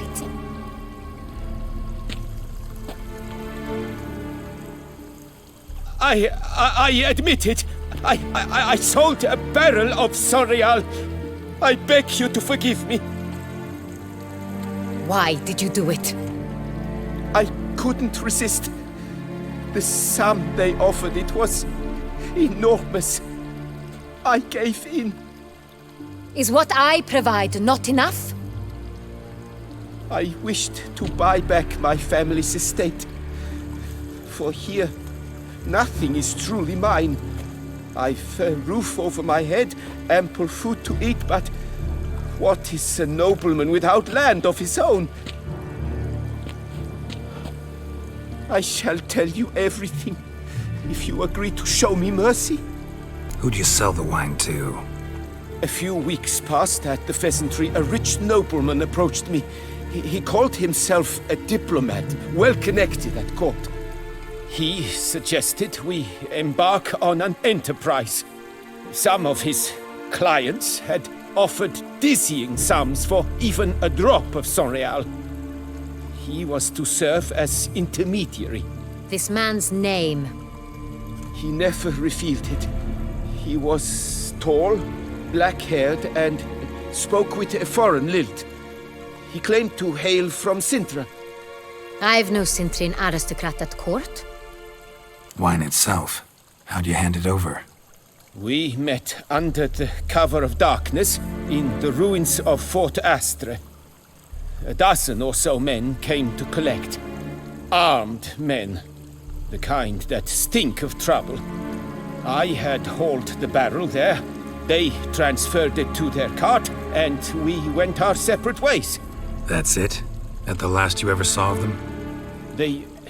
That is to say, a few days passed. A messenger arrived. He said they wished to buy another barrel and, well, I've prepared it. Have it ready to deliver. That's enough.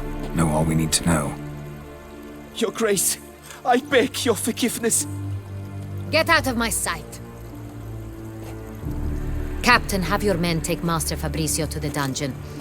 He must answer for his crime. High treason the charge. What now, Witcher? We set a trap. Need to catch the wine thieves. Sintrian Noble could be our blackmailer. Next, transport. I'll take it to Fort Astra. Damien and his soldiers will cover me. For once, I agree with you. We will do as you say. Let me know when you are ready. See no reason to wait. Let's get going. We will set out now. Position ourselves before you arrive. You take the cart and meet us there. Fine. When the handoff begins, watch for my signal.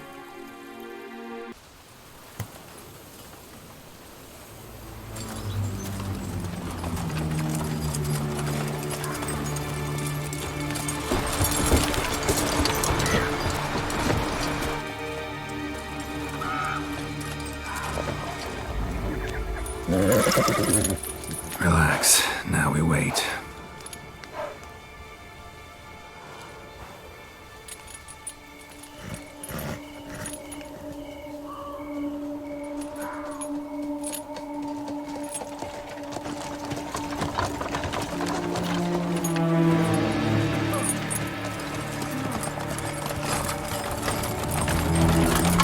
Ah, our favorite vintner.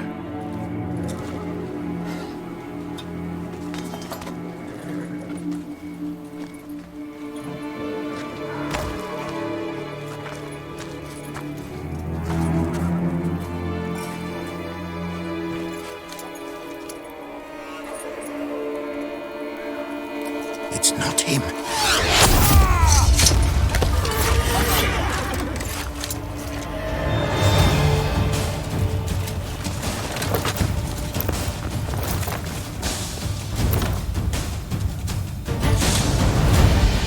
Is it just me, or did we agree you'd wait for my signal?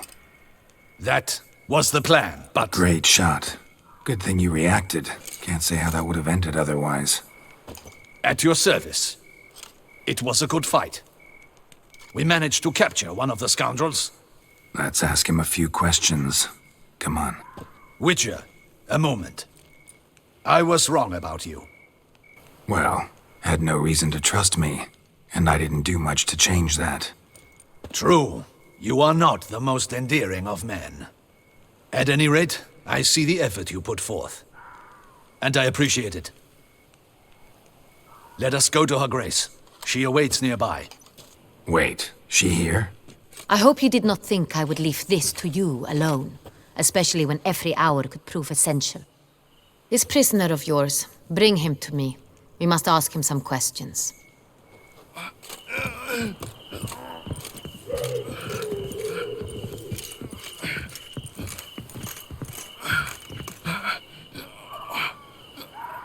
Captain, do the honors. Who sent you? His name is Dog. They say he plowed your mother. Once again, who sent you? Your nun's lover. They call him... Wait. If he doesn't wish to speak, he needn't. I can think of several other ways he can be helpful. I'm certain the Witcher will need bait to lure the beast of Beauclair. What?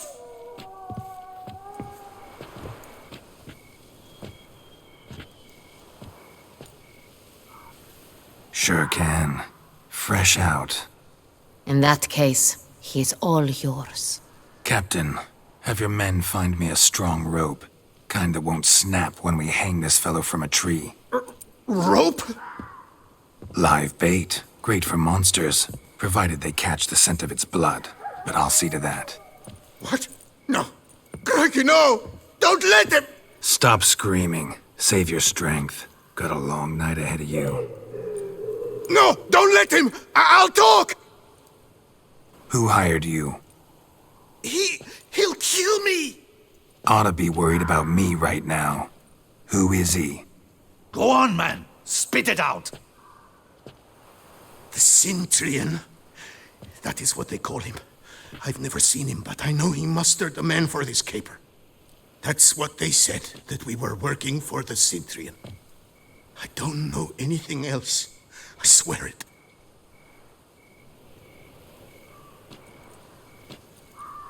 Take him away. Throw him in the dungeon. He shall await trial there. Captain, we ride to town. Gather your men and seek out the Cintrian. Someone else must have seen him, must know of him. Yes, Your Grace. I'll report to the palace as soon as I learn anything. I shan't return to the palace. Our mission has not yet ended. The Witcher and I will await you at the guard post near the port. Let's go to town.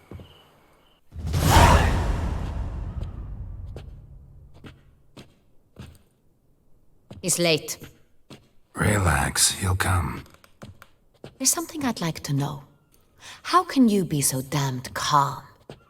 Side effect of my mutations. We Witchers rarely get the jitters. What if something has happened to him? Captain seems like a man who can take care of himself. Perhaps he can, but this Cintrian appears to be no common bandit. He managed to steal ducal wine from under my guardsman's noses. We only learned of it through a fortunate coincidence. And it was he who specified the victims for the vampire. One must be exceptionally confident to blackmail such a monster. Still don't know this Cintrian's behind the kidnapping and blackmail. Might have just handled the theft of the wine. Even if it's so, he then sold the wine to the blackmailers. As I see it, that makes him an accomplice. Need to find the Cintrian, whether or not he's responsible for the murders. Even if none of it's his doing, he could still know our blackmailer's identity. Besides, it's one thing to know who ordered the killings. Other thing entirely, and just as important, is why they... Someone's coming.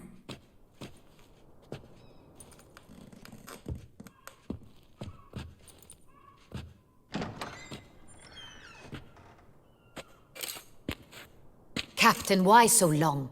We expected you hours ago. This Centurion does not work alone. We are fighting an organization, not one man. Bandits attacked us, not a small force either. One of my boys has a broken arm, another a shattered knee, lamed for life. And the word on the street is there's a hefty bounty on your head, Geralt. Don't care. Down to business. You learn anything? I will start at the beginning. The port warehouse where the wine was delivered. We identified it, then learned who had hired it out. This proved to be a beggar, a stand-in. We found him. He admitted all. A man had paid him to sign the lease, a man he met while begging outside the pheasantry. There, fate lent us a hand. A waitress recalled spilling wine on a nobleman who spoke with a Cintrian accent. What did he look like? Her description was not helpful. Handsome, well-dressed, with a beard. No distinguishing marks. This could be anyone. But she remembered his female companion very well, as she recognized her. On the Cintrian's arm was Cecilia Bellant. The singer? I've heard of her.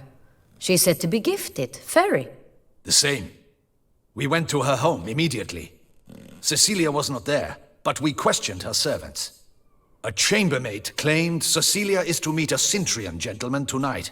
She'd invited him to a reception mounted by the Mandragora. Gotta nab the Cintrian. Seems we have to go to that get-together. You read my mind, Witcher. I shall gather my men, surround the establishment. Not a mouse will squeeze through.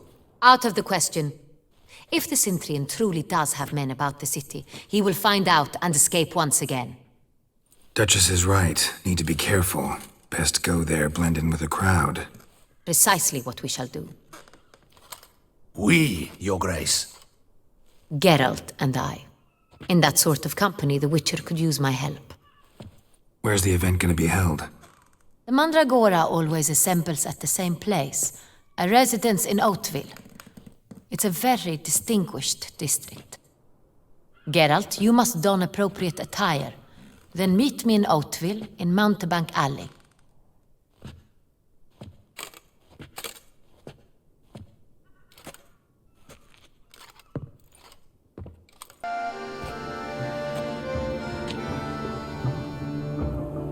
Late. Why does that not surprise me?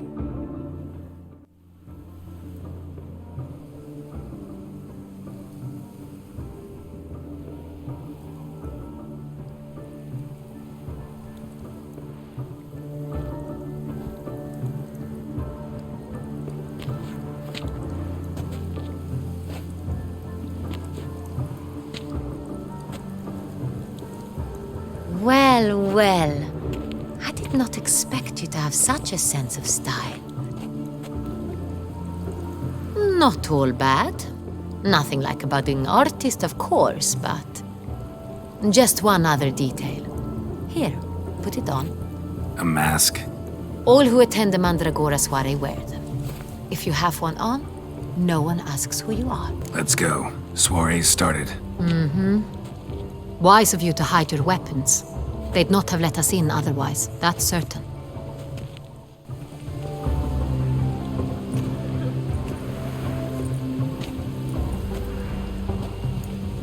How do we find the Cintrian?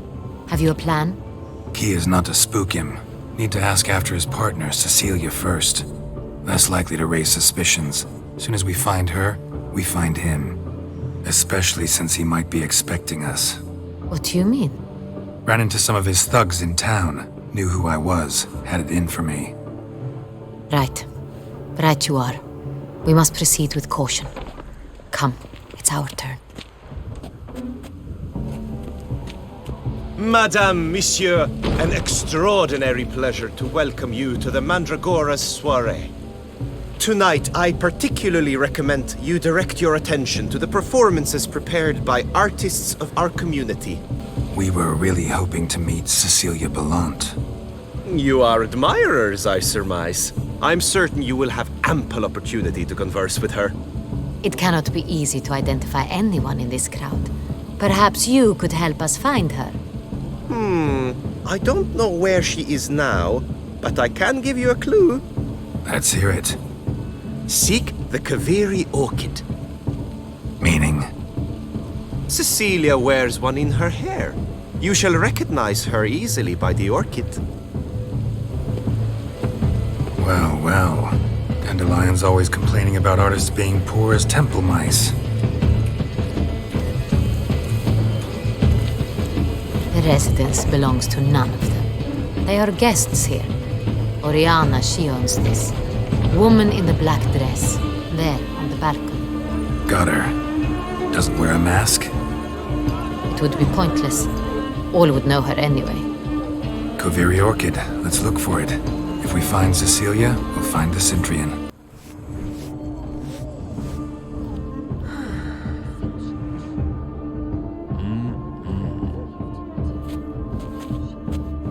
Do not disturb! Shoo! Shoo! It's the right flower. Of course it is! A Kaviri orchid lends just the right contrast to her complexion. Need to talk to your model. It'll only take a minute. To me? Lie still! You may speak, but for love's sake, do not move. We came here to meet you, specifically. To meet me? But why? Centurion Noble you came here with. Wanted to ask you about him. Centurion Noble. Ah! You must think I'm Cecilia. Orchid confused me. I told you not to move! As she concluded her performance, Cecilia tossed the flower into the crowd. I caught it, but I did see the nobleman. Really like to talk to him. What did he look like? Like many here. Tall, dark, masked. Know where he might be now? He gave Cecilia a small gift, a heart-shaped box. Then they strolled off together towards the refreshment tables. Excuse me, madame, monsieur, I cannot work like this. You must leave now. Sorry, only artists in the Mandragora allowed. Come, we must consider what to do. I'd recognize that voice anywhere. You must be mistaking me for someone else. I served 15 years in the palace. Your Grace, I'd not mistake you for anyone. Shh! Not so loud. We are here incognito, on state business. Yes, Your Grace. How may I serve? Looking for Cecilia Bellant. Seen her? She's in her dressing room, where she went with a nobleman. They clearly were drawn to each other. What did the man look like? Tall, broad-shouldered. A black beard peeping out from under his mask. And he spoke with a foreign accent. A drawl of sorts. That must be him. We must get to the dressing room, quickly. Yes, Your Grace. I'll take you. No, stay here. Anyone tries to flee, you stop them.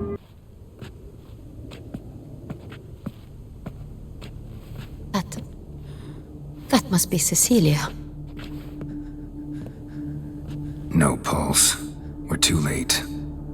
He slit her throat. The brute. Didn't go out the door. Guard would have noticed. Might still be somewhere here. You must find him before he harms another. I shall alert Oriana. At once. She should bring her soirée to a close. Shouldn't split up. Geralt, I will be fine. Go after that rogue. I shall fetch help.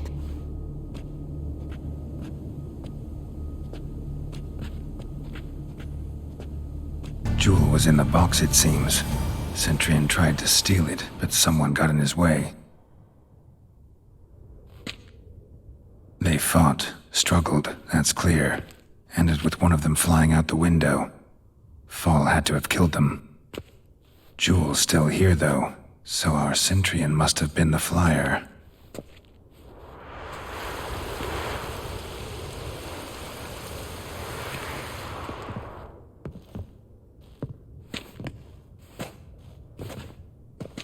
So, this is the tracker. A witcher, yes? Indeed, this is him. We found the body together. Then he set off in pursuit of the killer. And ended up here, but I've only found evidence of a fight. Seems the Centrians killed his last. Finally failed this time.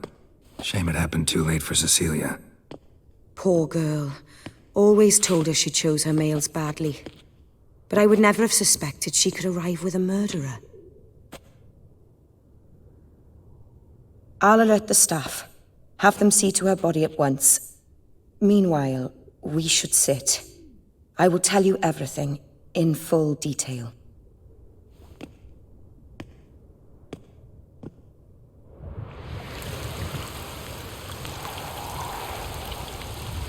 I caught him red-handed, attempting to burgle, rifling through my possessions. What did you do? Summon the guards? There was no time. I feared he'd escape, refused to give him the chance. He stood with his back to me, so I attacked. He struck his head on a picture frame as we struggled. He was bleeding, dazed, and then he drew a knife. Everything happened very quickly then. I knocked the weapon out of his hand and pushed him hard. He fell out of the window. Just so. Claim the man was trying to rob you when you walked into the room? Yes. He stood over my dressing table, pouring through my jewelry. Mm-hmm. After this is my guess. Picked it up while searching. Why, that's the heart of Toussaint. Oriana, how did you ever come to have it? I bought it, many years ago, from a young woman. Jewel seems important. Why? The heart is an heirloom. It belonged to my family for years. Then it disappeared.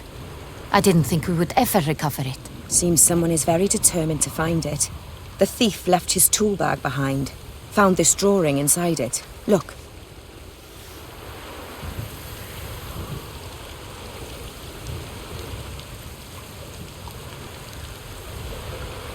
The heart of Toussaint.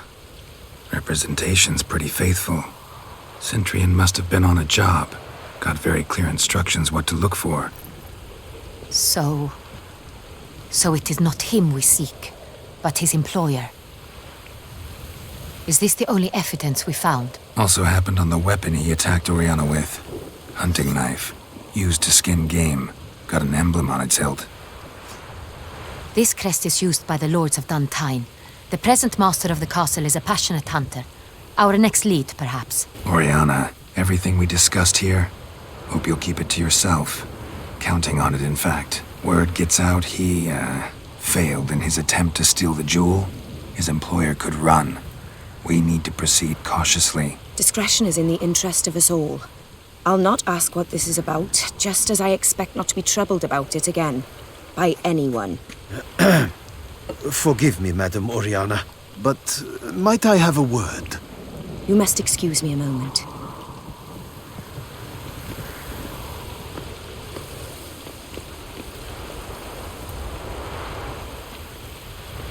The drawing. It's on the same type of paper the victims' names were written on. Drawn with the same ink, too. Seems the work of our blackmailers. Who were not only behind the beast's murders, but also stole the Son Real and sought to steal the heart of Toussaint. Look, the wine, the jewel, both tied to you intrinsically. Coincidence? Not something I'm willing to believe. Worried about one thing. That somewhere at the end of this scheme, plan might call for an attempt on your life. It could be something else altogether.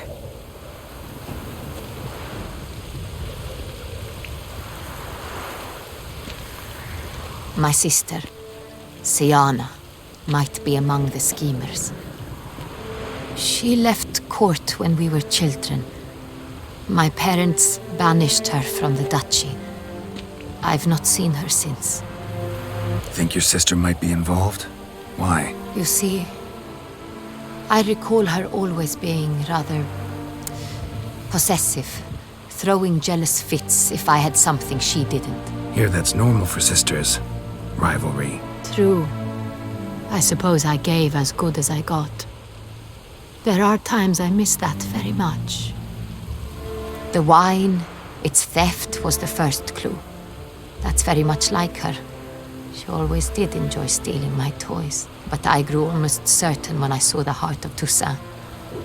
Siana received it from father as a gift. At a time when my parents thought of her as but an ill-behaved little girl, someone wanted some of my wine.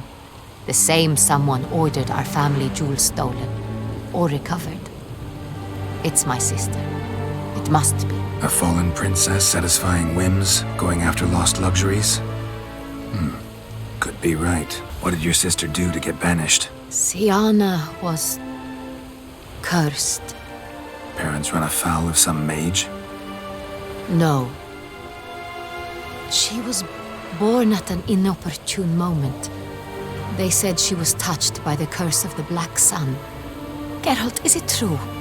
Can an individual be evil because they were born during the wrong lunar phase? Could be the case. Could also be because they were treated like lepers from birth. Isolated, prodded, ostracized. Couldn't have had it easy, Siana. She was angry at the whole world. She felt inferior, felt pain, though she masked this with confidence, arrogance even. She could also be cruel at times. I recall one such situation. She persuaded Cedric the Coolbird that she could see the future in her dreams. We were children, and Cedric's brother was smitten with me. It was an innocent childhood crush. Siana knew of it. She told Cedric of a dream she had had, that he would die at the hands of his own brother. Cedric stole his father's sword and killed his brother. She destroyed 2 lives with a prank. Cedric mourns to this day. In the end, they forced her to leave the palace. A decade passed. More. I've missed her terribly since. Your mission has gained new import. You must go to Duntine, and if Siana is there, you must find her. No matter what she did, she is not to be harmed in any way, shape, or form. You must make sure of that. I'll find her if she's there. I hope you do. I very much wish to talk to her. Sister to sister. Your Grace, Geralt, I'd like to introduce... Regis! What a surprise! I had no idea you were in Beauclair. And this is... My very dear friend, Detlef van der Eretain, an arrival from Nazaire. We are lending our combined resources to the Witch's Hunt. Ah, yes. Splendid. But why are you here at Oriana's? They came to pay me a surprise visit, so I invited Regis in for a glass of wine. We've known each other for... ages. Literally. Witcher, I hear you know Regis too. Even that you are friends. Few I can rely on like I can on Regis. Kinda hoping he thinks the same of me. Curious. It seems opposites really do attract. Don't be fooled, dear. Geralt has many merits. He merely hides them from the world very diligently. You said you're both aiding him with his contract. It involves the Beast of Beauclair, I suspect. Master Witcher, maybe you could satisfy my curiosity. What's it like going toe-to-toe with a monster, knowing you've only 2 options, to kill or be killed? Despite what you might have heard, I don't lunge at every monster I see sword in hand. Talking gets the job done for some. I wonder what a monster might have to say to you. It might want to apologize. My word. What might a monster wish to apologize to a witcher? For killing. Though at times there is no choice, when loved ones are at risk and require protection. Same as humans. Put them in that situation, they'll kill too. You understand this. It must be why you and Regis are friends. If I understand you correctly, you would rather help a monster than kill it. If possible, yeah. Or at least try. Enough about the Witcher trade for now. Regis mentioned you come from Nazaire. I spent time there as a child. Fond memories? It was wonderful. I was positively entranced by the land's fashions. Deep-cut dresses I found most fascinating. I believe we're running short on wine. I should go to the cellar, bring another bottle. Let me go. Wanna help, Regis? Know your wine a lot better than I know mine. We shall return forthwith.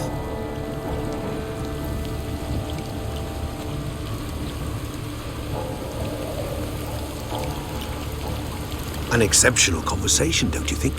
Vampires, a witcher, and the Duchess of Toussaint? My. Highly exceptional, Regis.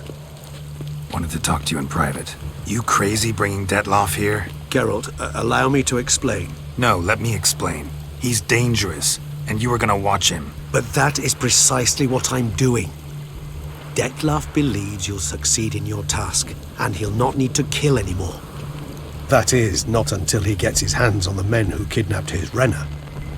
Now listen close. Managed to learn where the blackmailers are. They're based at Duntine Castle. That's splendid news. If they are there, Renna must be there as well. Duchess expects we'll find her long-lost sister there, too. Thing is, she might be involved.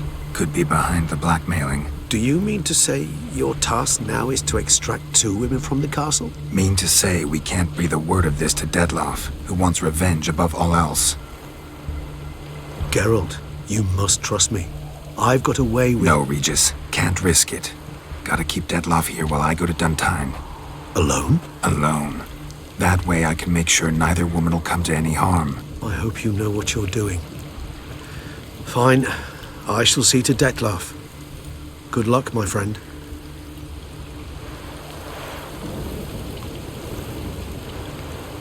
Splendidly, Detloff. Ah, I'm grateful you brought back those memories. You're back.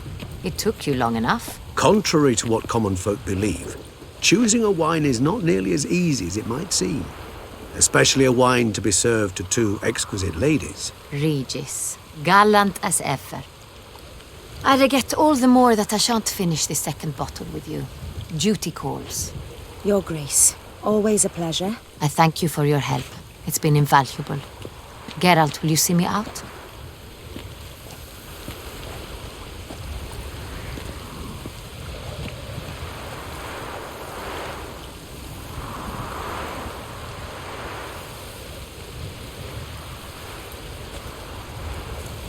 You have exceptional friends. This Detloff, an intriguing man to say the least. Didn't expect the evening to end like this. Neither did I. But I have not drawn you out for a romantic stroll. I wish to make certain you know what you are to do. Mm-hmm. Gotta go to Duntine. I've decided my guardsmen will support you. You will meet them at Count de la Croix Mill. It stands along the Saône-Retour River, near the Cockatrice Inn. Captain de la Tour and his men will await you there at midnight. You shall storm the castle together.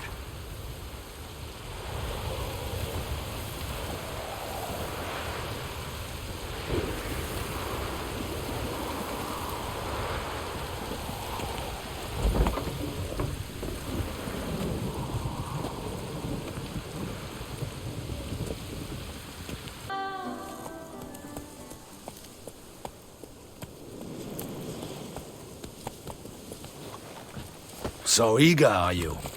The mill, then. We shall discuss the assault inside.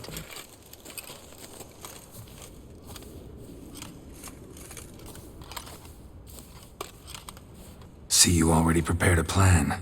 Walk me through it? We have 2 objectives. To find Her Illustrious Highness's sister and capture the men who blackmailed the vampire. Duntine is a modest complex. Several old buildings, a high wall around them. At the center of the enclosure stands an imposing keep, restored not long past by the elderly knight of the castle, Roderick. We mean to strike here, through the main gate, then secure the area in front of the keep by storm. How many men defend Duntine, you know?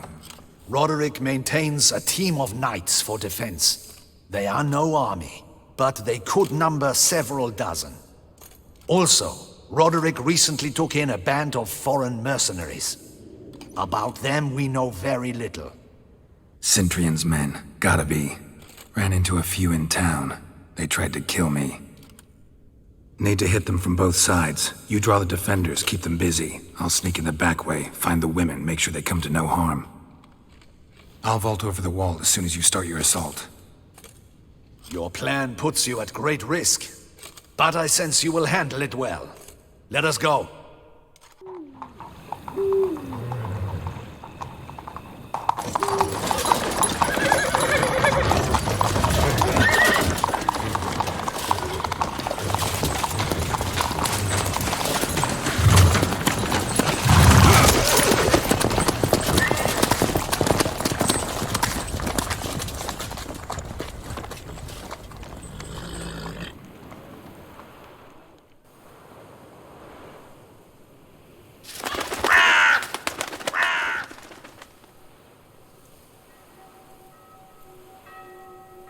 So it begins.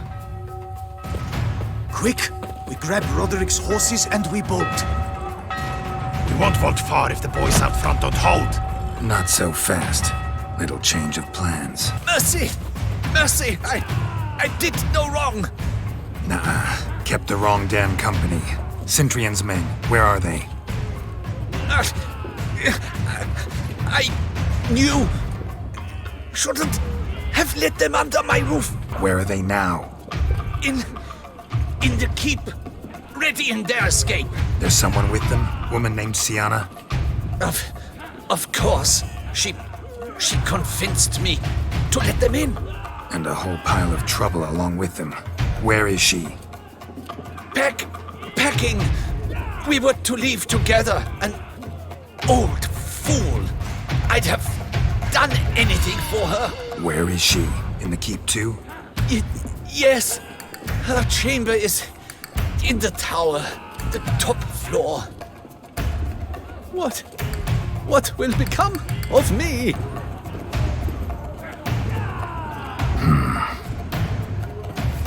Here, press it against the wound.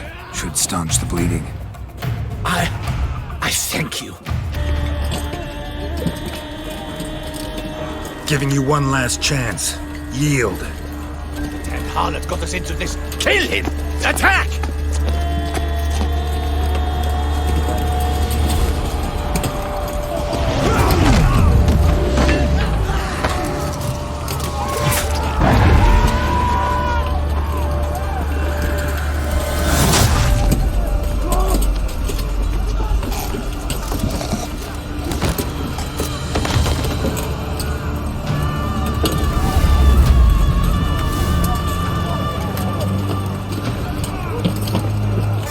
Wasn't expecting to see you two here. We thought you could use our help, so... Witcher, this is no time to explain. Where is Renna? Expect to answer a lot of questions inside. Let us go then.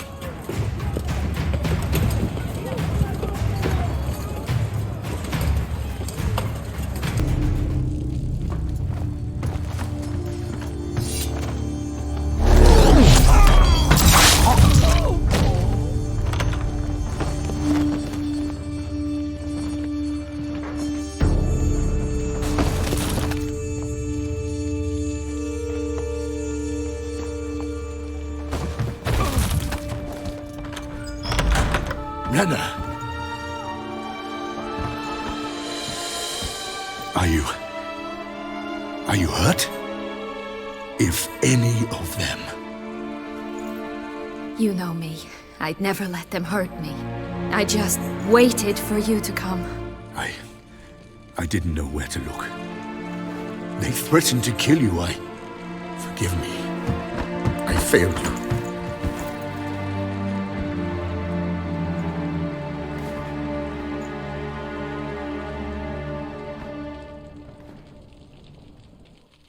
Now we need only find Anna Henrietta's sister. Where should we look? Do you know? Mm-hmm. Ran into Roderick, Duntine's lord. Told me where I'd find Sienna. Then speak and let's grab her. Time is short. Said she was in a room in the tower. Very one we're in right now. Which, incidentally, looks nothing like a prison cell. And just so happens there's a carafe full of wine here. Bet it's stolen Sans Real. What's your point? Stop playing dumb. I know everything. Your plan, that this was part of it. Witcher, what is this? Sorry, Dettlaff. You've been had. My friend, please. You must listen to what Geralt has to say. Renna's not her real name. This is Sienna. And Sienna is sister to Anna Henrietta, the Duchess of Toussaint. What nonsense is this? Sienna was banished as a child, but it seems she trekked back here recently. Moved into Duntine and ran a Vanderguild out of here. Sent a man called the Cintrian to Beauclair to steal some wine for her. Wine reserved for the ducal family. Cintrian led us to her. Caught him later stealing a jewel Sienna had gotten from her father as a child. Sorry, Dettlaff. She used you. Part of her plan.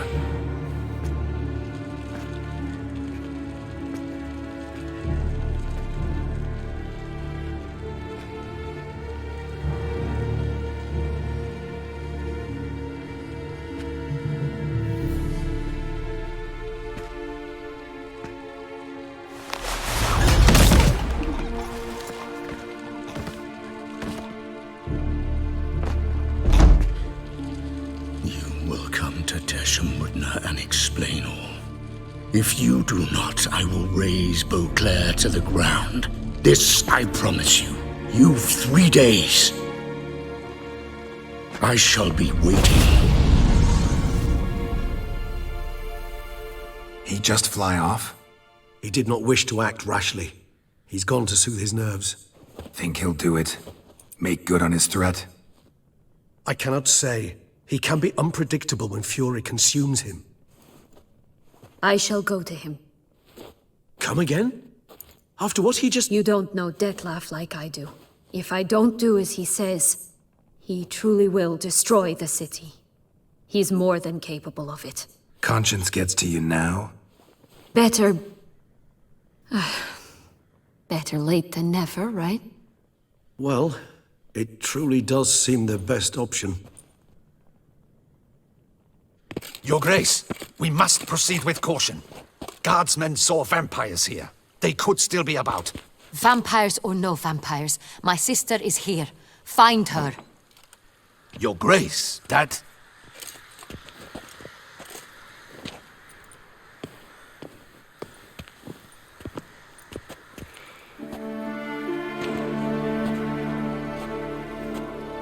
Sienna, it's true. It's you. Sister, dear, what have you gotten yourself into? So concerned, I'm surprised. Is there an ounce of truth to it? You feel resentment. I understand. But I promise we shall work through all the unfortunate matters of the past. We will discuss them later. Captain, escort Sienna to the palace. I shall meet with her as soon as we return. As you wish, Your Grace.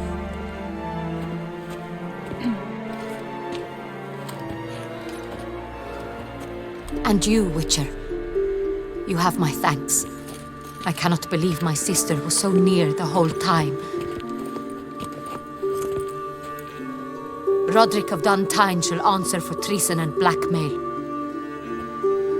Roderick got duped and used, just like the vampire.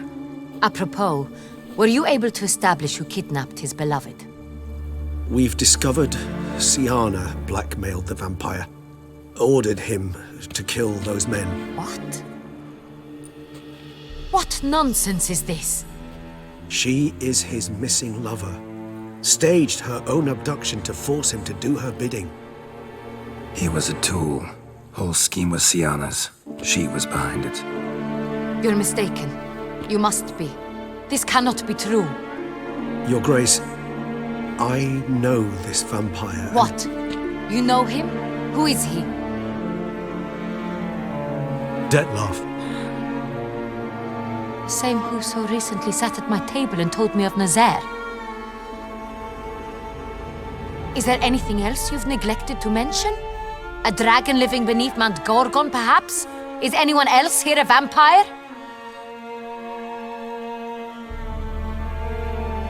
Where is he now?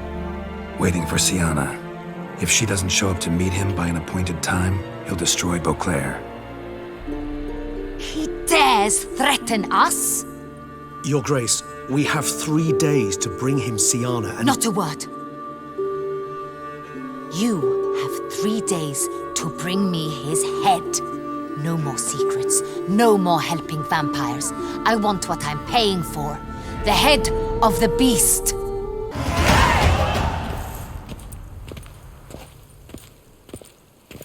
Do you think Her Grace's nerves have been calmed? That rarely forgets, rarely retracts what she says, especially around threats. Yes, well, even I must admit Detlef's actions were highly inappropriate. Reprehensible, even.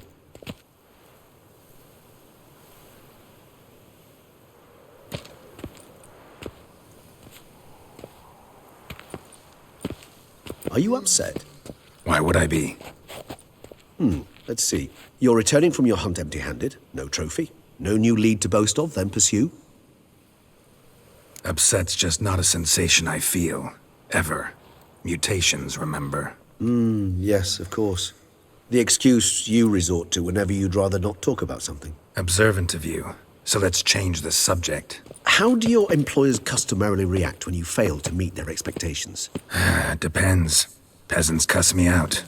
Merchants demand I refund their deposit, whereas nobles mostly just release their hounds. And rulers? Usually threaten me with the gallows. A most illustrious grace awaits the gentleman. Your Grace, the population demands she be punished. Siana's committed terrible crimes, spilt so much blood. Another word, Palmerin, and I shall spill even more blood. Yours. I repeat for the last time. Siana is responsible for the death of many, true. But she is also my sister. We are bound by blood and by a shared childhood. I shall not allow her to be lynched. Your Grace, I fear the masses might rise. Storm the prison, pitchforks and torches in hand. Let them storm. They will not find her there. Siana is hidden away in a safe place. She shall await trial there until we have rid ourselves of this accursed vampire. Which, to judge by your means, has not yet come to pass. Did what we could, but... My patience is at an end, Geralt. Where is he? Where is Detlef? We're working to find that out, Your Grace. Do you take me for a fool? I wouldn't dare. I care not one whit what you have worked on, are working on, or shall work on. I'm interested in results, which thus far have been nil. At times, I hunt foxes. Do you know how it works? The ducal huntsman releases the hounds. They catch the fox's scent, chase the animal down, and lead the battue to it. All within an hour. You, Witcher, have had a week. The aid of my most excellent knights. Yet, you have tracked absolutely nothing down. I've begun to suspect my beagles might have done a better job. We'll catch him, Your Grace, sooner or later. I should hope so, Witcher. For the sake of all Beauclair, and yours. But to the matter at hand. Have you managed to establish anything? Your Grace, it seems Siana tricked Detlef, used him to murder the knights who escorted her into exile. We have reason to believe that...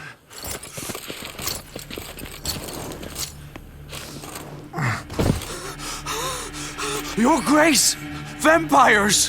What? Speak now! Vampires! They protect the city! Captain de la Tour defends the square near the boat landing, but so many lives lost! Damn it.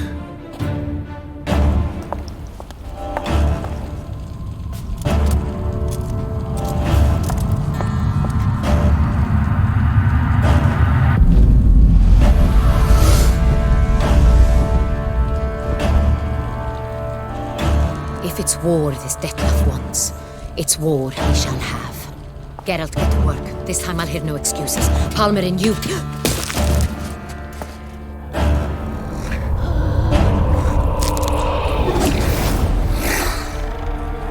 Get her out of here.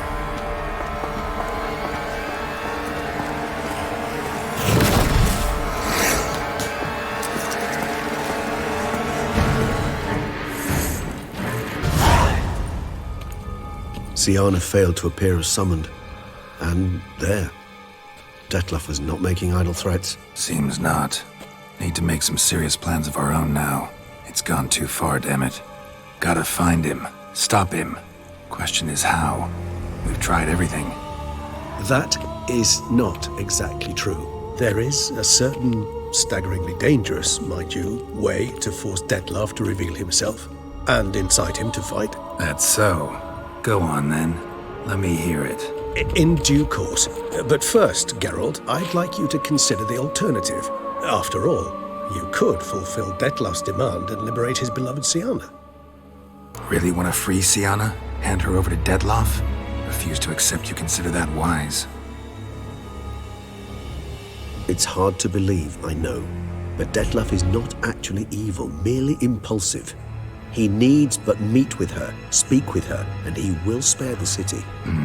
So say I agree to this, because I might. Still no chance Anna Henrietta will. I do not recall ever suggesting we ask her permission. The meeting. What if it's nothing like you say? What if it goes sour, ends in a fight? Willing to guarantee Sienna won't get hurt? It seems unlikely in the extreme. Didn't ask for a lecture on probability. Need a simple answer. Yes or no. I vow that not a hair on her head shall come to any harm. Got serious reservations about this plan. Not least among them, we have no idea where Sienna's being held. You heard the Duchess. She's not at the prison. Hardly a reservation. More of an excuse. I'm certain you'll find her. You must merely decide you wish to. Could ask Damien. Duchess treats him like a lapdog. Keeps him close most times. He might know something more. There, you see. I knew you'd think of something. Bravo. I trust I've dispelled your doubts, then. Not so fast. We're not done talking. How would I go about luring Detloff out of hiding if I wanted to? With the blood of a virgin? You see, somewhere nearby lives an unusual denizen. One of the unseen, ancient and powerful vampires. Among the oldest and strongest. And? Toussaint is this unseen elder's territory. All vampires owe him fealty while they are here. He need but say the word, designate a time and place, and Detloff will be forced to appear. So this unseen elder, how do we convince him to summon Detloff? We must find him first. The elder does not see arrivals unless he absolutely must. But locals, Oriana, for instance, you know, she too is... Yeah, I figured it out. All right, let's say she gets me in to see the unseen elder. What then? I don't know. You'll have to improvise, I suppose. So I'm basically stuck. Either gotta give in to a blackmailer, or fight him. You know what I would opt for. Should we free Sienna and arrange for her to meet with Detloff, there's a good chance we'll all survive this ordeal. Detloff included. Regis, don't mean to put you on the spot, but I gotta know.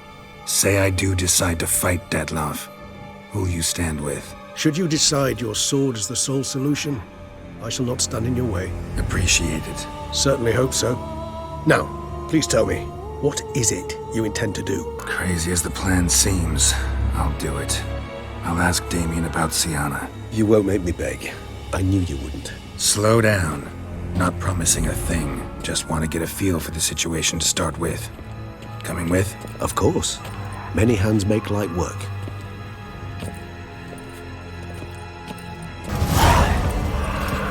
You killed it! Single-handedly! That harlot's brute slaughtered half my unit! Need to withdraw. You and your men. Now. My duty lies with the city. Won't help the city by leading your men to the slaughter. Damien, conversation back at the palace, remember? I'll say it again. Your men don't stand a chance.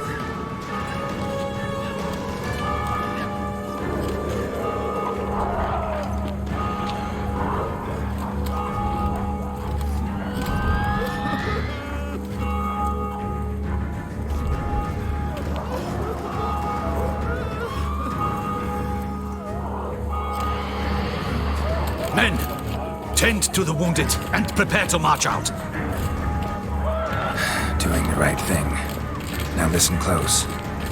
Silver. That's what you want to use against vampires.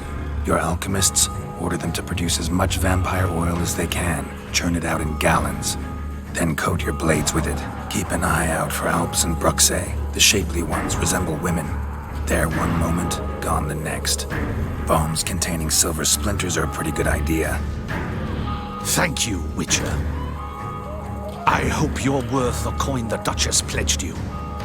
And that you'll return with the head of the wretch that did this, skewered on a hook. Your problem's my problem now. Leave it to me. I'll solve it. How? All I can say just now is I'm gonna need Sienna. You know the Duchess's decision. Sienna awaits her trial, in custody. You've that luxury. I do not. I've sworn my loyalty to Her Grace. Folk are dying. Many more will, because of one. If Her Grace learns I helped you, my head will roll.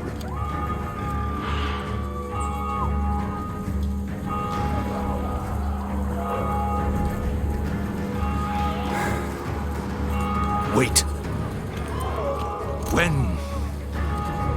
When last I saw Sienna, Her Grace was escorting her to the palace playroom. Playroom? As in, for children? You sure? I've served in the ducal palace for years. I know its every corner. So yes, I am damn sure. Playroom?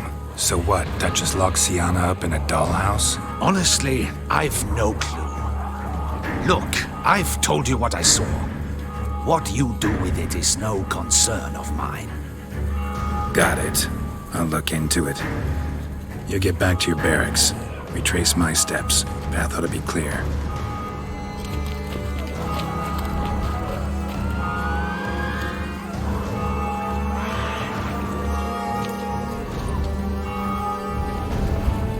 I helped Beauclair. At least I hope I did. Let's go, Regis. What the? Found a notebook. Property of Isabelle de Roquefort, court governess. The notes of Sienna and Anna Henrietta's governess when they were little. I'm not sure it will help, but I suppose there's no harm in leafing through them. Sienna gave me a drawing today. Charming. Of freshly decapitated bodies covered in blood. Perhaps not so much. I asked her why ever she would draw such a thing. Her Highness claimed it was a rendering of nightmares which have plagued her for as long as she can remember. Sienna does wake up screaming nearly every night, save when she shares a bed with Henrietta. Curse of the Black Sun. Supposedly girls afflicted by it had horrible dreams. Kind of horrible that made some of them go mad. The girls quarreled today. I must note rather sadly they did not behave as befits future ladies. The incident devolved into fisticuffs. Anna Henrietta was first to strike her sister. Sienna gave back as good as she'd gotten. By the time I separated them, Henrietta had lost 2 teeth. She ran off to complain to her parents. His Grace the Duke refused to believe my version of events. He laid all the blame on Sienna and vowed to punish the little one harshly.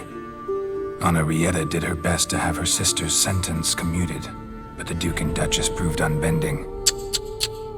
Once you're labeled a black sheep, it's so hard to shed that reputation. Today I accompanied the girls for the first time to the land of 1,000 fables. We spent half the day there.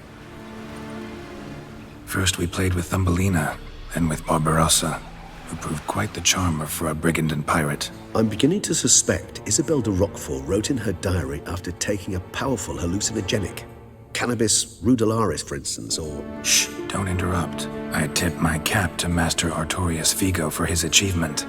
He has proved he has no equal in the arcane arts. Wait, Artorius was the court mage here, a specialist in illusions, which means... Regis, last warning. Stop interrupting or I'll seat you in the corner. The girls told me if I ever wish to visit alone, I need but crack open the Land of 1,000 Fables and utter out loud the incantation, Expecto Ludum. A book as the key to an illusion. My, this grows more interesting by the minute. Realize this might sound improbable, but maybe, just maybe, Anna Henrietta tossed Sienna into that illusion. Not impossible. She would be safe there, and isolated. We must see.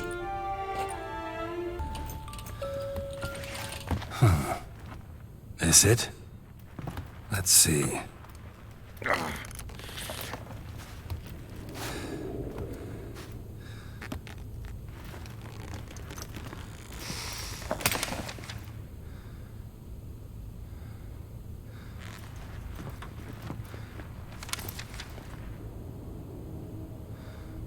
Expecto Ludum.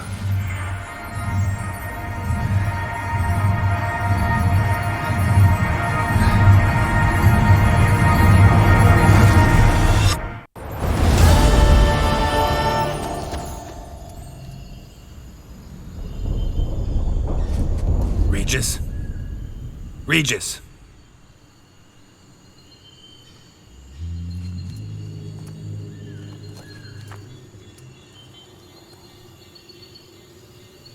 Land of 1,000 fables. Incredible.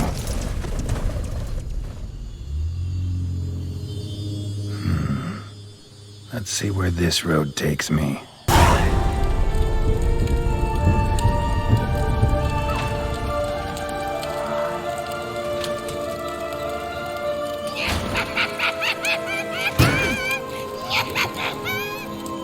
Hands off my hearth, dearie. You wouldn't want me to get cross. Then you open it.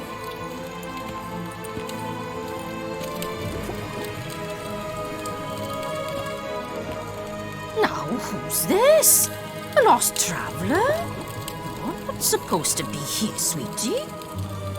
Why, you're old. Old and pale. But never worry. A bit of butter, a bit of spice, and you'll make a tasty morsel. Just as soon as I catch you. What the hell was that? The Wicked Witch. Heard of her, haven't you? Now, where did you put that key? Listen, how'd you come by a weapon? It's Prince Charming's. He no longer needs it. Here it is.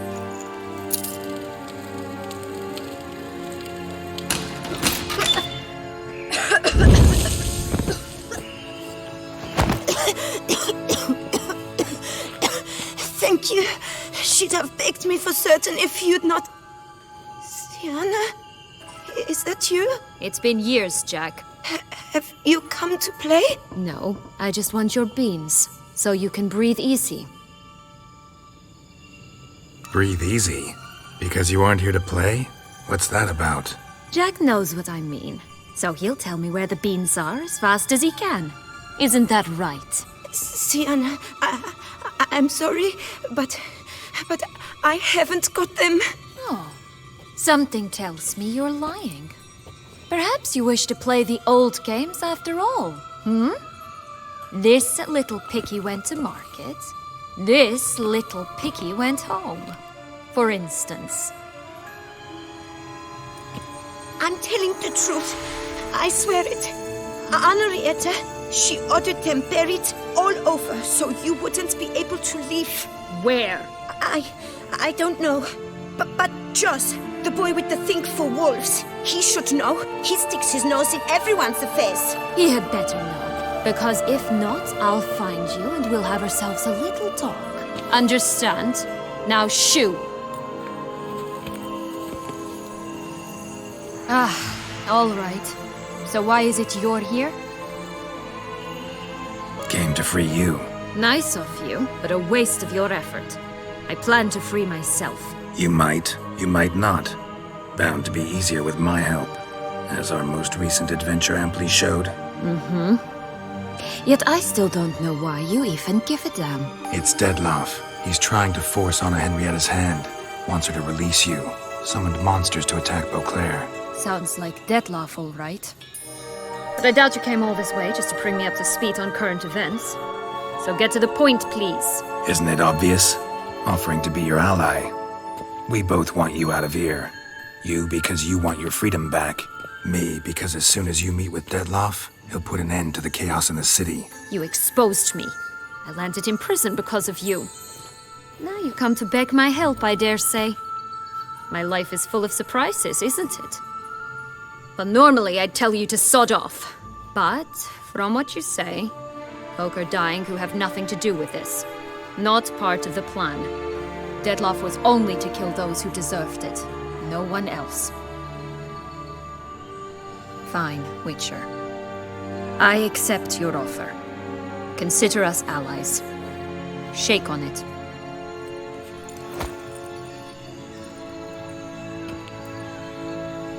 So, what's with the beans? Mind explaining? Certainly. But you must gird yourself with patience. There are two ways out of this land. My darling sister blocked one when she tossed me in here. The other's up there, in the clouds. She made it hard, but not impossible to access by concealing the beans. Still don't understand. Don't fret, just listen.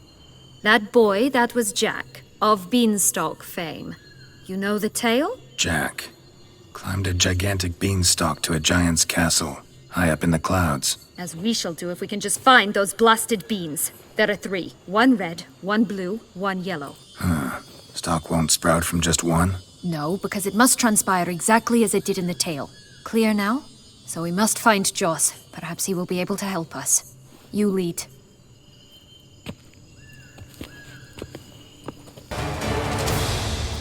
Relax, it's over. No, it's not. There's more. Another wolf behind you. Ignore him. He always lies. Aha. Boy who cried wolf.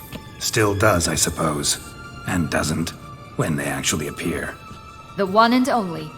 Listen, you little chit. Jack said you know what's become of his 3 beans. I don't know anything. Not one thing, and besides, watch out! Wolves! This'll be interesting. Right, let's get to it. Let's say for a minute you know what happened to the red bee. Where wouldn't it be? For certain, no one swallowed it. Oh no, definitely not that. Of course not. But say someone didn't. Who would it be that didn't swallow it? A human. The most human-y human in the land of 1,000 fables. Everyone! Wolves! Run! Bet you haven't heard what happened to the blue bean. Maybe? Not at all? Right? I've heard it lies about somewhere, out in the open. Just like that? No one guarding it? Nobody. 3 times over. Help! Wolves! Yellow bean. Don't know a thing about it, right? It's somewhere very, and I mean very deep. So deep, in fact, it's completely underground. And who has it? A bold farmhand, who in no way and not at all awaits someone. Not in the slightest. Good folk! Wolf! Say that word one more time and I'll chop you up. Feed you to the fishes. Understood? All right, we should go. Watch out for wolves!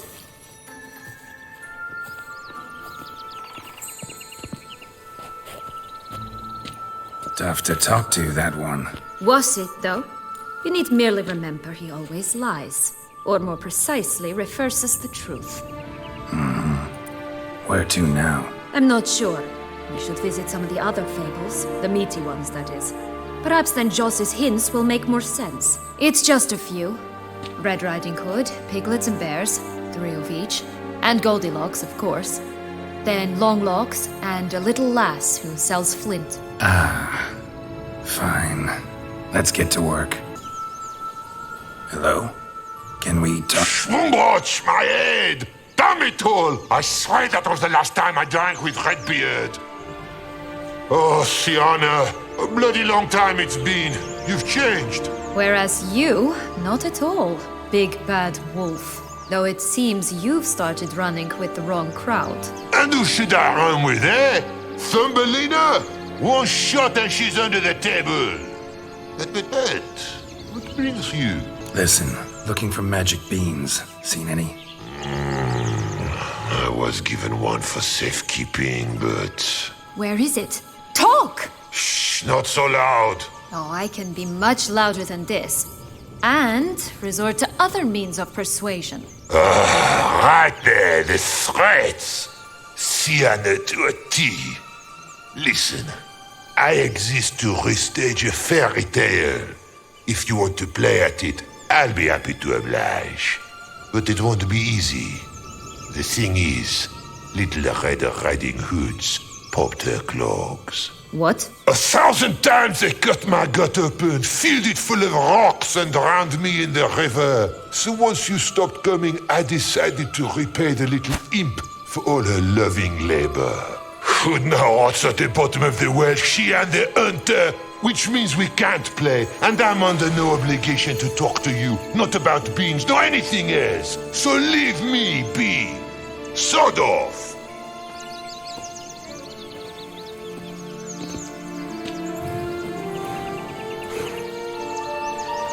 So, what now? Don't worry. I'll play with him. Or rather, play him. I just need that little red hood. A piece of apparel, that is. not the poor girl's corpse. That's a relief. You wish to help me? Here's your chance. Jump in the well and fish it out. Well, chop chop.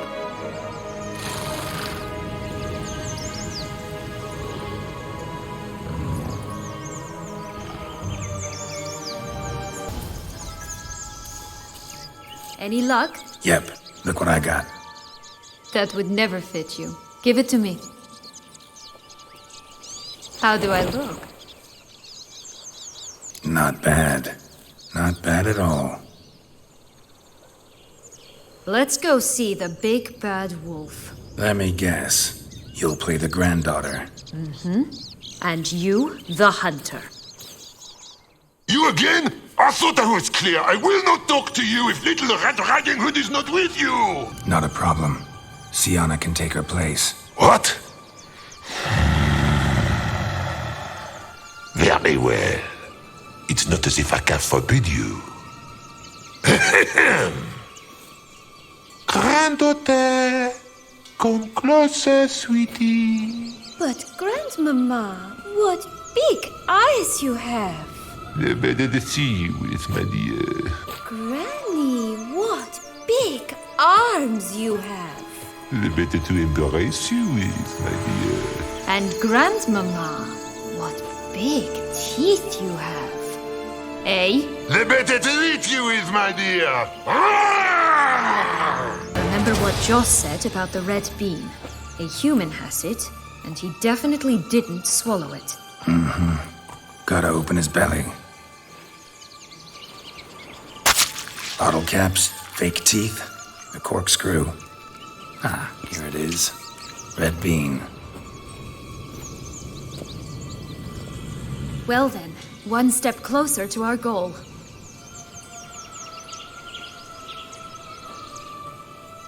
What? I find myself wondering if you're just horribly discreet, or if those mutations completely scrubbed away your curiosity. In your shoes, I'd have myriad questions. For instance, Sienna, whatever became of you after they drove you out? But you, nothing. You avoid all talk of it. Well, since you brought it up, I'd gladly hear about it. The flower of Toussaint's knights took me all the way to the Ketdu wilderness and left me there alone, without a copper, in a torn lace dress, right when the frosts were setting in. They assumed something would eat me, or that I'd do everyone a favor and die of hunger. But as always, I failed to live up to expectations. I wandered the woods for a week, went purple from the cold, gnawed the bark from twigs. Finally, I saw a light among the trees. A campsite. They were bandits, bearded, drunk, spattered with blood. I was sure they'd rape me or kill me, or both. Take it neither happened? That's when I learned a robber and a murderer can be a better man than a knight in shining armor. They took me in, we set off for Nazaire, and I did what I could to repay them. I advanced in their ranks rather quickly. Eventually, I became their leader. Of the whole ragged band. Been through a lot. I have. And throughout this time, my sister was stomping grapes and shagging minstrels on down bedding. She wasn't the one to banish you. And I'm not angry at her for that. I'm angry at her because she forgot about me. Right. We've had our chat. Come. The big bad witcher huffed and puffed, and look, got a bean. It cannot be. What cannot be? You actually have a sense of humor. Why so shocked? Well, when you arrived, all you did was pout and mumble things in that graphily monotone. And now this. A jest. And a good one at that. But here we are chatting away when there's work to do. We must keep looking. Care for a cigarillo? A bit of tobacco? A dab of fistek? Remind me, what tale are you from? Sold flints when I was a lass. But no one bought them, so I branched out. Now I deal in snuffs, puffs, all sorts of fun things. What'll you have, sweeties? Magic beans. Do you have any? If it's not the new name of some kicker I already have, dearies, then no. But maybe you'd like some. Hey, where'd you get that ribbon? That's mine. Is that so? Then why was it lying in the bushes? Finders keepers, sweetheart. Give Sienna the ribbon. Why not, huh? Sugar plum. The only thing I hand out for free is a first hit. To get them to come back for a second, of course. For all else, you've got to pay. What if I asked you nicely? Ask me nicely and I might play you for it. A round of cards? Fine, I'll pay you for the ribbon. This enough? It's enough. Now go away.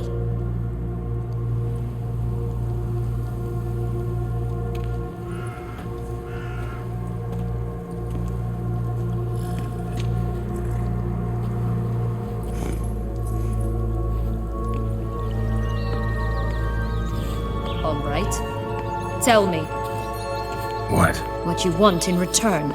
You're not doing this out of the kindness of your heart. Don't want anything in return. Thank you.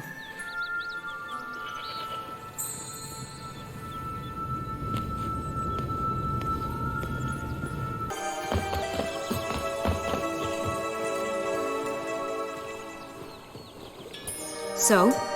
Got the bean, but long locks. Seems she got sick of waiting for a knight in shining armor.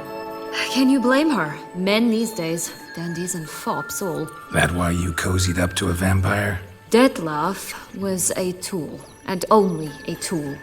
Too bad he didn't know that. I trust no one. Learned that long ago. Now it's his turn. Got a history with Detlef now, so this meeting will be different. Not afraid? I can handle him.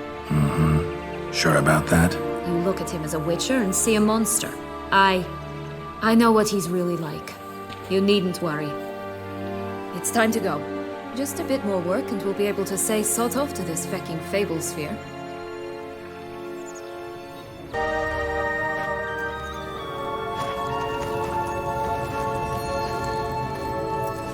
Wait! Why? The stalk will sprout abruptly. Very abruptly. We must be careful.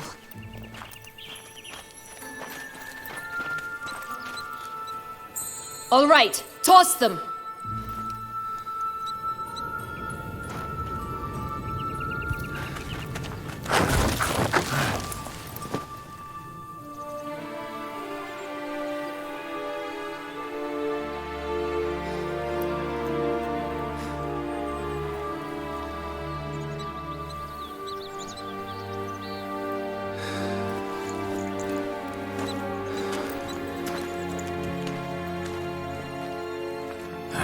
Something's always gotta go wrong.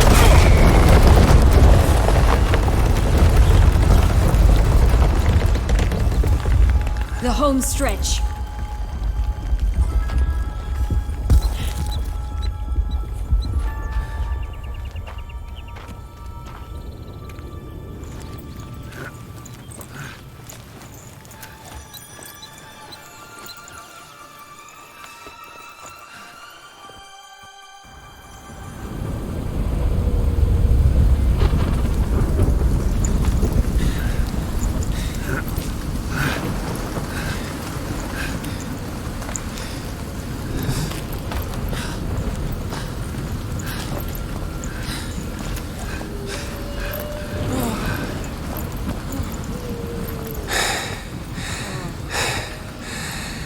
Incredible.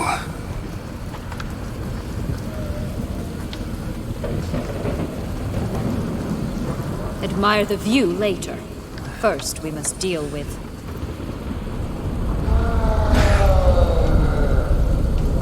him.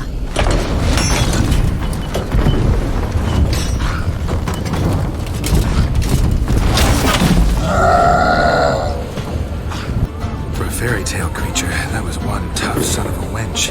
I told you this land had gone ape mad, though I did not expect it to be so severe. Can't help thinking you might have done that on purpose.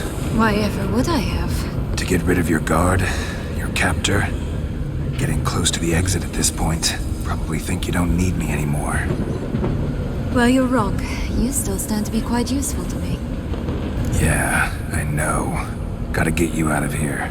Come on. Wait, that's not what I meant. I need you for something far simpler and far more pleasant. Well, don't just stand there and stare. I need a man, Geralt, and I'm not afraid to say it. I have no idea what awaits me once we leave this place. Treat it as my last wish.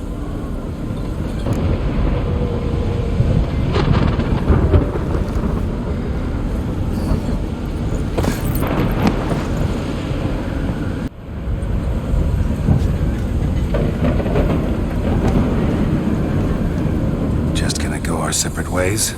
No parting words. Did you wish to tell me something? Actually, that'd probably be best. Oh my. No woman's ever treated you this way. Not that I recall, no. In that case, at last you felt what so many women in this world feel at times. I just hope this tale has a happy ending. For me, for you, for everyone. That may very well depend on you. What's that supposed to mean? Nothing beyond what you heard. For now. Come. The exit's this way.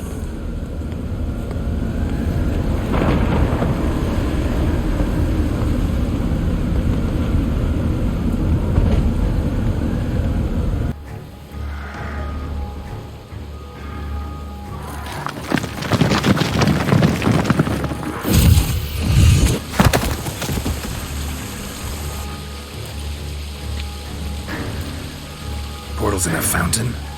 Not terribly practical. It was a secret passage. Anna Henrietta and I would use it to... Hide from your governess, which luckily she noted down in her diary, thus I knew where to await you. Never mind that. Has the young lady agreed to help clean up the mess she's made? She has. And stop treating me as if I were a child. Would you prefer I treated you like the lying, manipulating you are? Calm down, both of you. But... No buts. Let's go. Really want to be done with this.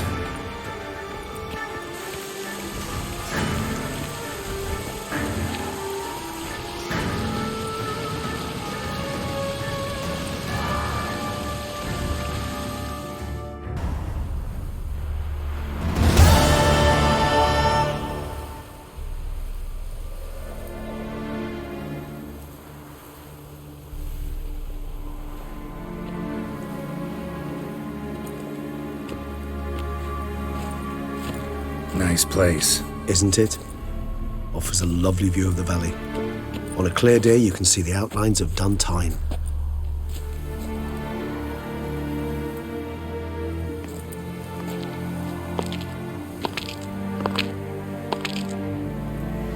Is it, though? A ruin like any other, I think. So sensitive. So aware. Honestly, what did Detlef ever see in you? Perhaps he'll tell you himself. Let's get ready. Detlef will be here any moment now.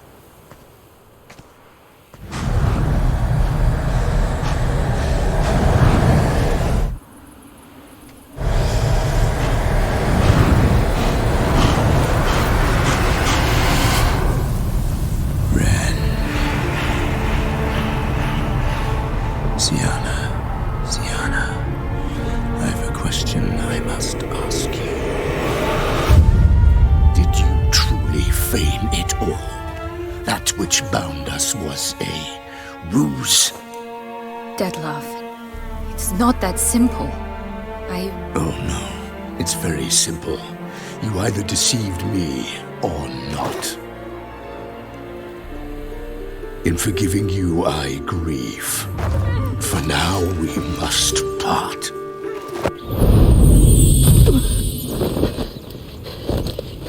What? But how?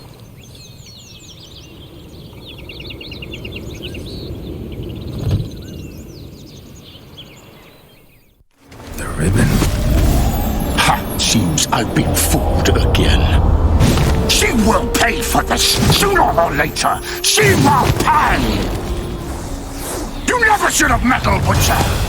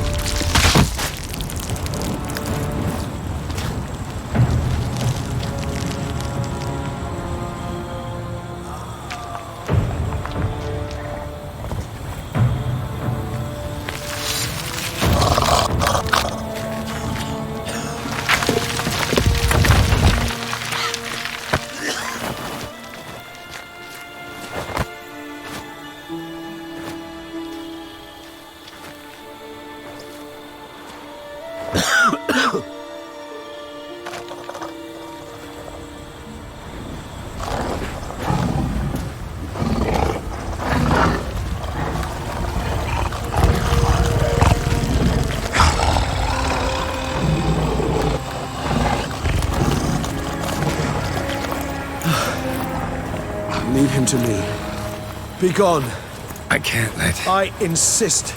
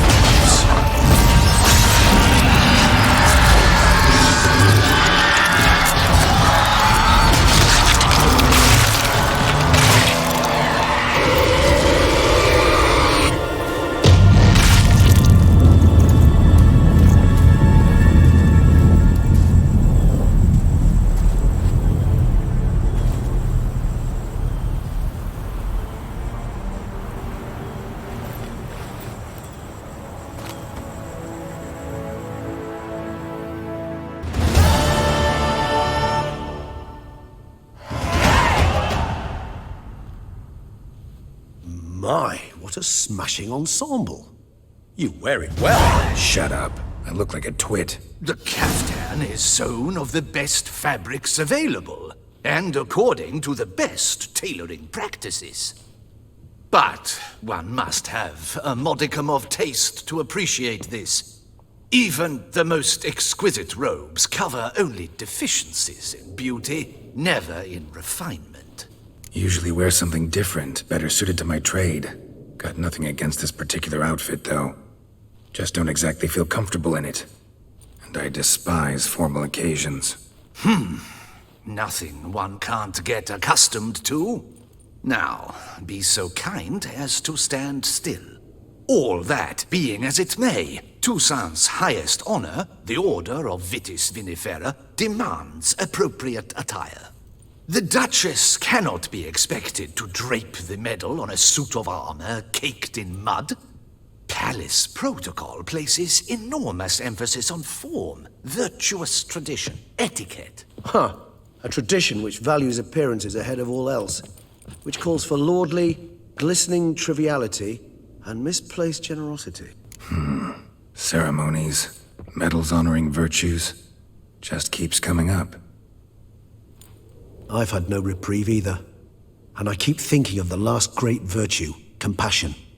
It's the one piece of the puzzle that never seemed to fit. Mean you suddenly believe the 5 virtues theory, after all we've revealed? It's not a question of belief, superstition, or old wives' tales. It's a conclusion derived through exercising pure logic. Sienna planned everything in advance.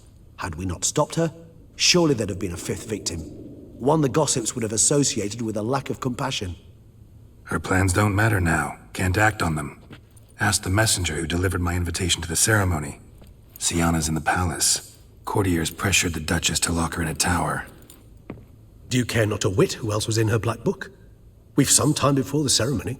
We could still chat with that boot-cleaning urchin. He was the one to pass the victims' names to Detlef. Perhaps we missed something. All in all, why not check up on that?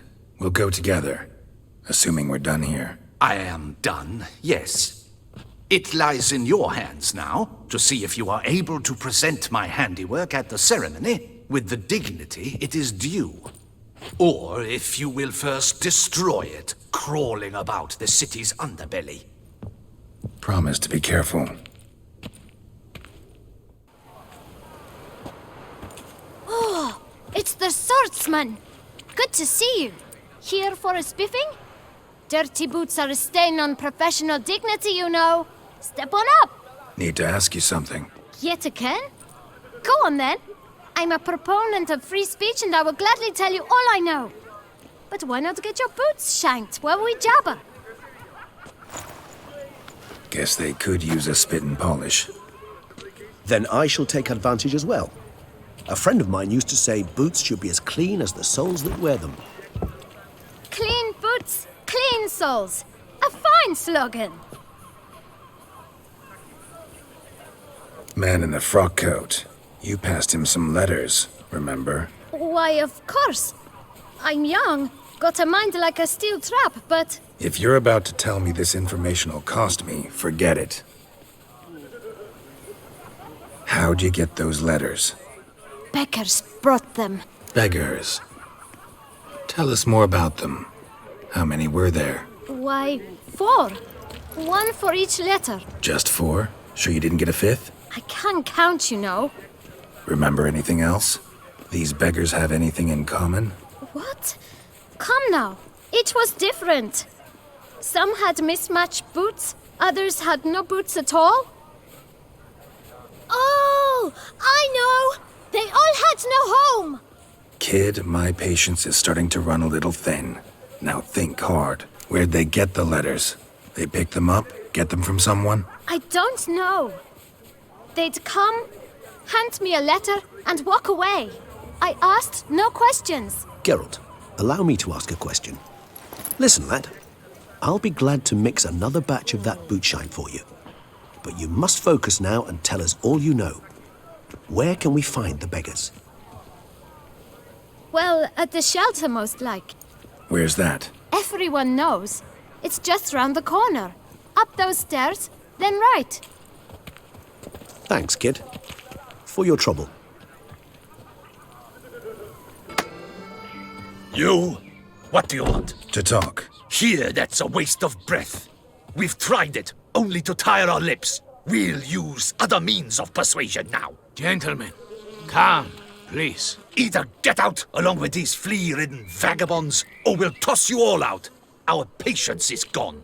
This place is no longer a rank refuse dump. Scram! Decent folk live here. Decent folk you mention. Mean yourselves. Why? Do you doubt it? Hell yes. Hear that, Artois? He poking insults us. On our own turf. We should step aside, good fellow. My friend is perfectly capable of settling this unfortunate dispute on his own.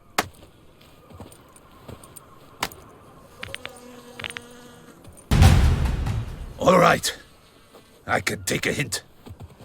Come, time to go. I thank you so much for your aid. I tried to reason with them, but they'd have beat me blue had you not come along. I'm grateful. Immensely. What did they want from you? They are neighbors. Wish me to take my folk, the shelter, elsewhere. They dislike that I help the beggars. I do not oppose going elsewhere, were we to have somewhere to go. But you've come with a problem, have you? My turn to aid you. Need some information. Looking for a man who might have mentioned the Boot Black in Rue de Garl. The Boot Black? A feisty lad. I know him. Any of your, wards supposed to meet him recently or soon? Forgive me. Those I help and I are not so close that I would know. But should you wait, they'll all soon come for their meal. You can question them yourselves. Thanks. We'll wait. Nice of you to let us.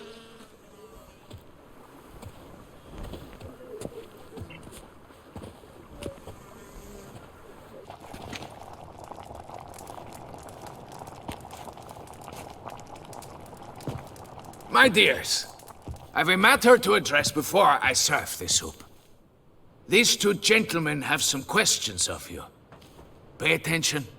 Answer in brief. For if you draw it out, your soup will go cold. And we wouldn't want that, would we? Recently, 4 of you delivered sealed letters to the Boot Black. I know this. Does anyone know what the gentleman means? Go on, speak up. Romain? Why should I squeal?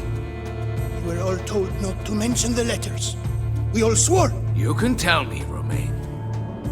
You were given a letter and you delivered it, right?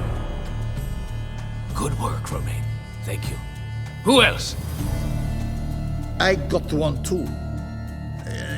Gave it to the Boot Black. Freshy, he got one. But he can't tell you, as he's not here. I still have mine. I'm to deliver it 2 days after the Feast of St. Barnabas. It's a matter of importance to the Duchy. Hand it over, or I'll take it from you, plain and simple. But I was to deliver it personally. Let no one else see it. That is what she said, and she was frightening. You ought to heed folk who are kind and honest. These men helped me a short while ago, helped all of us. If this individual threatened you, you need not keep the promise you made. All right, take it. I didn't want to see the Boot Black anyways. It's always muddy there.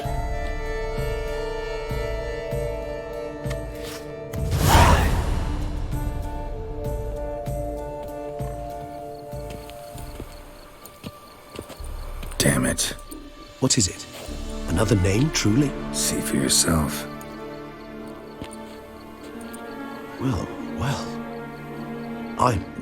I must say, even I did not expect this.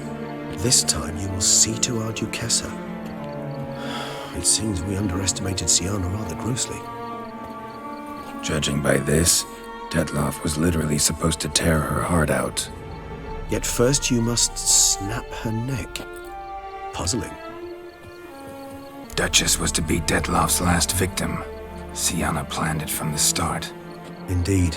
The logical conclusion, Geralt. 4 seemingly random victims to start. The virtue's their only link. Enough to get folk talking about a righteous, vengeful beast. Obscured the victim's links to Sienna. even as she had those she despised killed off one by one, leaving the Duchess for last. Had she managed to fulfill her plan, none would have questioned the reasons. Most would have thought Anna Henrietta had died for her sins. She was known to show a hard heart on many occasions, ample proof of a lack of compassion.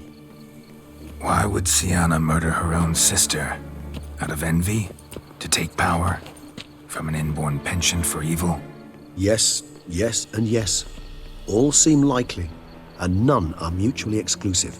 But if you'd like to know for certain, you could always ask her yourself. Actually, love to learn her motives. Praiseworthy, I suppose. Sometimes one should stare evil in the face. Seems a bit strong, no? She used my friend as her tool for killing. I believe I've every right to condemn her, but I support your lust for the truth. Some philosophers think empirical examination the sole path to knowledge. I believe you mentioned the Duchess keeps Sienna locked up. Courtiers were insisting on a harsher punishment. Much harsher. Think Anna Henrietta had to protect her sister from a lynch mob as much as she wanted to protect her subjects from a criminal. One way or another, she's locked away in a secluded wing of the palace, awaiting trial before a court of law. I'd need to get past some guards to see her. Coming with? Of course not. I shall await you at Mare la Chaise-Longue. I'll not risk entering the palace after Dettlaff and his minions rampage. Besides, I vastly prefer the company of a simple mug of mandrake brew to that of the Duchess's vile sister. So, said straight up, it means you're going off to get drunk because you hate Sienna. I've never been fond of categorical statements of that kind, but I admit I could not vouch for my behavior in her presence. She treated Dettlaff cruelly, caused his death in the end, and now this? Atop all that? No, Geralt. I will not go with you. I will await you at the cemetery. Halt! Need to see Sienna, urgently. In the matter of? Want to talk to her. It's important. Want to talk? Go see your gran at tea time. Not one locked up on the Duchess's orders. No doing without special permission. Period. Found some information important to her case. Need an explanation, urgently. Ah, fine then. You're that witcher who solved the murders, no? Then you've my permission, but only for a few minutes. Promise to be brief. The witcher will speak with the inmate. You can take a momentary break.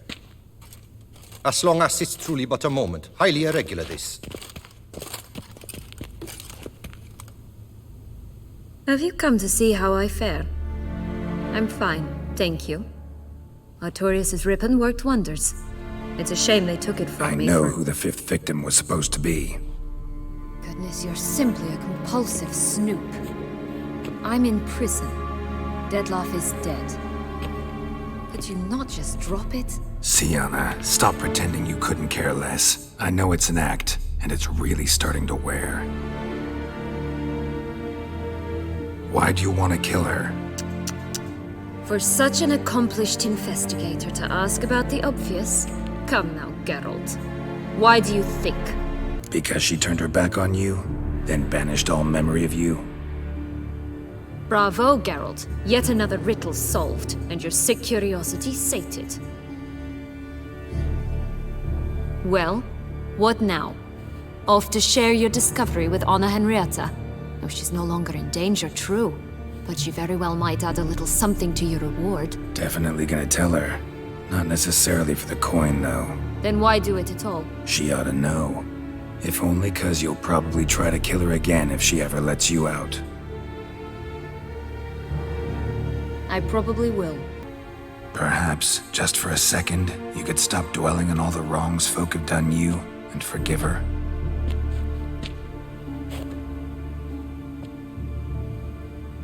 Why should I? For old time's sake. You loved each other once. Please.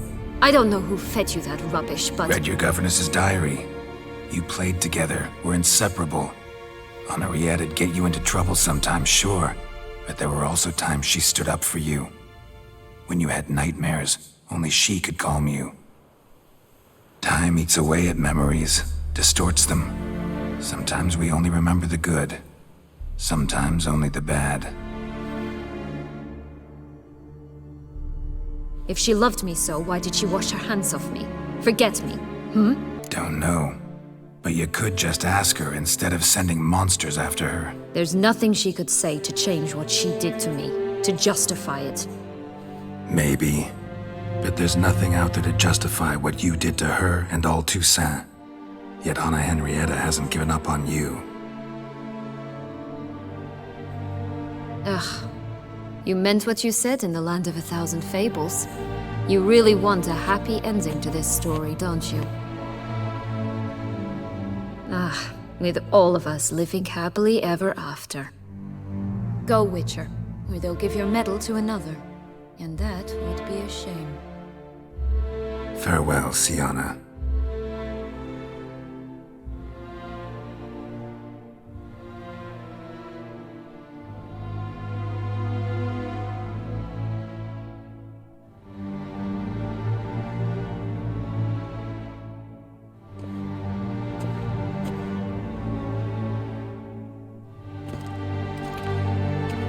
Commander de la Tour would like to see you. Shall we go at once?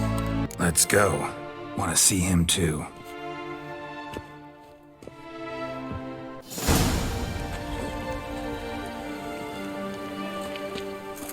Damien. Geralt, it's about time. Ready for the ceremony? Got some important information.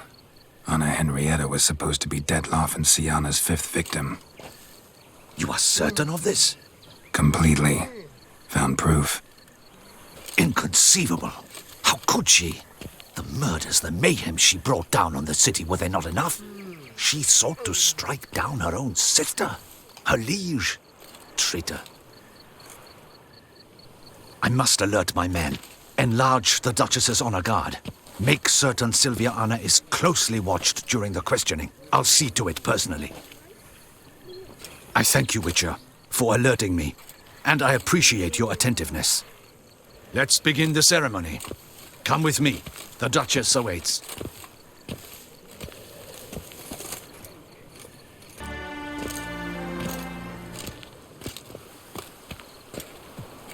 In the Guild's name, I beg your assistance, your enlightened highness. Without barrels, production will come to a stop, and it will be the end of us. You lost them all in the fire. These are horrible tidings. Oh, we are most dreadfully saddened. Yes, your enlightened highness all. Once the beasts had clawed their way into the warehouse, the whole place went up in flames. I shall dispatch a palace guardsman to examine the site of the blaze. If things are, as you say, fitting compensation shall be paid from the ducal treasury. Thank you, your enlightened highness. Your Grace, Geralt of Rivia has arrived. My dear subjects, we come now to our next point of business. Of all the duties which fall upon my shoulders, as the ruler of this dominion, this duty is dearest to my heart. For now, we shall award the Order of Vitis Vinifera, Toussaint's highest honor. Geralt of Rivia, slayer of the beast of Beauclair, step forth.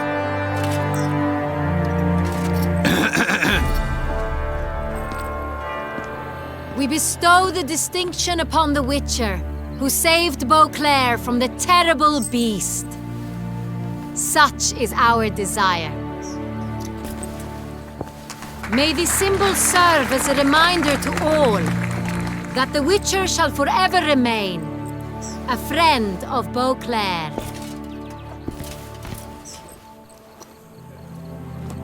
In more familiar terms now, I thank you immensely, Geralt. Damien has your reward for you. After all, it was but a contract. Thank you. I have a small surprise for you, in addition. I give you more than a dozen barrels of Son Real, a wine normally reserved for the ducal table. The gustatory experience of a lifetime awaits. Are you content? Feels like a second distinction. I'm honored. Thank you. I trust you shall make good use of it.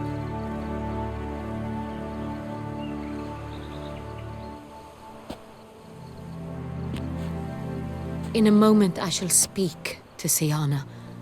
Will you assist me? You returned my sister to me, yet you also showed me her horrendous deeds. As head of state, I must judge her fairly, but she is my sister. Thus my heart bleeds for her.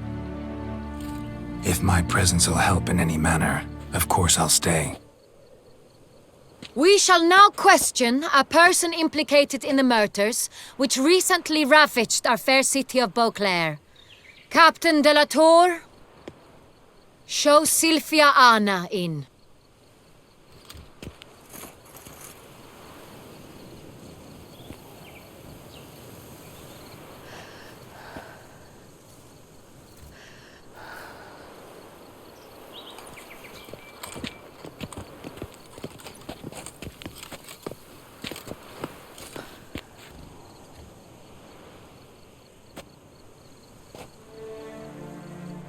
The Witcher will take part in our talk. I'm not a prisoner, free to do as I choose. You have committed crimes. Grave crimes. Yet you are my sister, and my heart does not allow me to treat you as a common criminal. Thus I have asked Geralt to advise me, as one impartial. I shall now hear what he has to say. Bitterness consumes Siana. She had cause to resent many of the court of Beauclair. I know her reasons, understand them even. But I can't condone the actions she chose to take. What is he talking about, Siana? You know exactly what. I was forcibly exiled, remember? To your benefit. You knew well the throne would then be yours, though I was the elder. The ministers I can understand. Hated me since I was a child, thought me a poor prospect for the wife of a duke. I even understand our parents. I'd always sensed the problem. They simply feared me, for I dared to be free. That fabricated curse, it fell into their laps. A gift from above that brought relief. But you... your dagger hurt most. You were my Henrietta, damn it! Darling little sister. Now do you understand, Witcher? She betrayed me.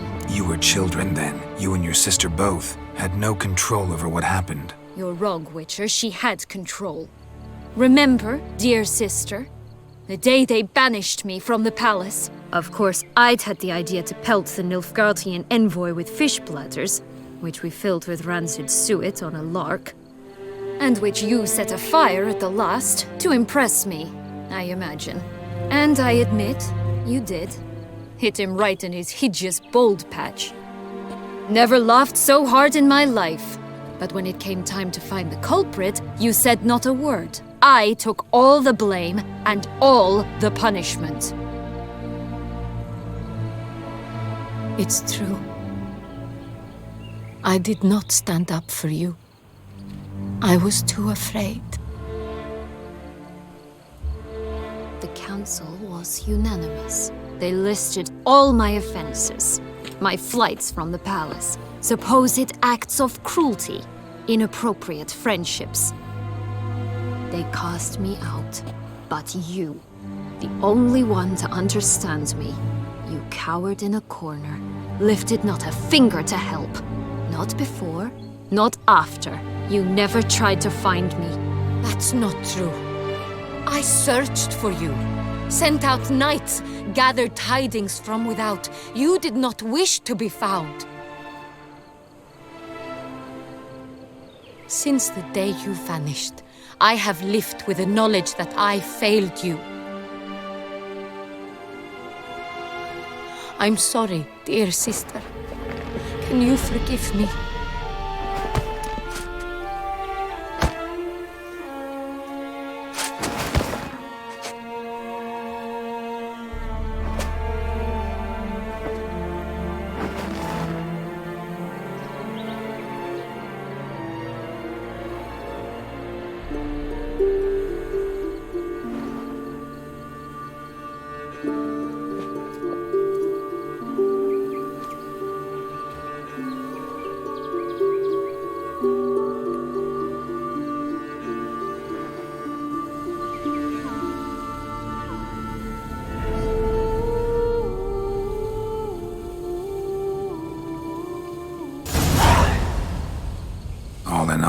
best part of the whole ceremony?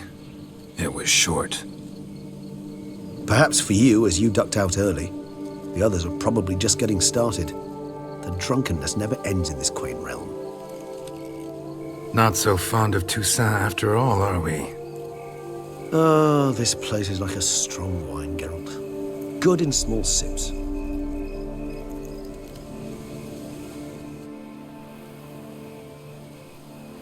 How do you find my personal brew? Not too strong? Just right. Credit the local mandrake of the Alrauna diabolus variety for that. The tubers which grow in this area's volcanic soil have an altogether unique flavor profile and display a remarkably uncommon dark brown tint. Fascinating. All I can say is this batch turned out excellent. Indeed. It might be wise to stockpile some roots for the future. Would you care to accompany me? If you think it's a good idea, let's go. But I think you might be forgetting one thing. Fresh mandrake root of this variety is highly toxic, even to a witcher. Ah, not a problem. I never forget matters of safety and hygiene in alchemy. Here, gloves and a mask. Don them, and you shall be in no danger. Thanks. Right then, let's go. Those Bruxay, they called you a traitor. Alas, we've a very simple code of honor, we vampires. So simple you might call it trivial. Either one is with us, unconditionally, regardless of the circumstances, or... Won't let it go, will they? They will not. Fortunately, we've another rule, an unwritten one, and just as trivial as the first. It is neatly summarized in the saying, out of sight, out of mind. That is why I must leave Toussaint. For a vastly long time, most like. Yeah, I get it. Let us make for my camp. I've an overwhelming desire to have another drink.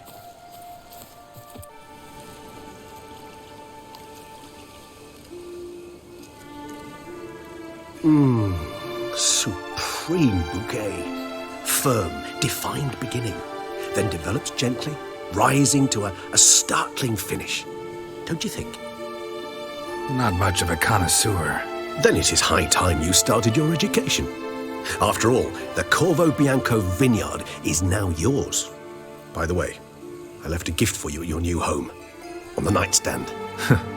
Thanks. Mind telling me what it is? A trifle. That will nonetheless be useful should you need mutagens. Incidentally, have you thought about what you'll do with your prize? Shall you hang your swords over the mantle and take to pruning vines? Know what? Think I just might. Come on now, don't laugh. Maybe not today or tomorrow. But one day I'll want to see what it's like. To just wake up every day in my own bed. Oh, stop, please.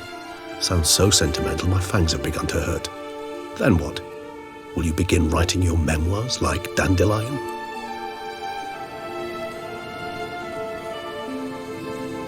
I can remember a night, not too far from here if I'm not mistaken. We hid in a cave while a blizzard raged all about. Does that sound at all familiar? How could it not?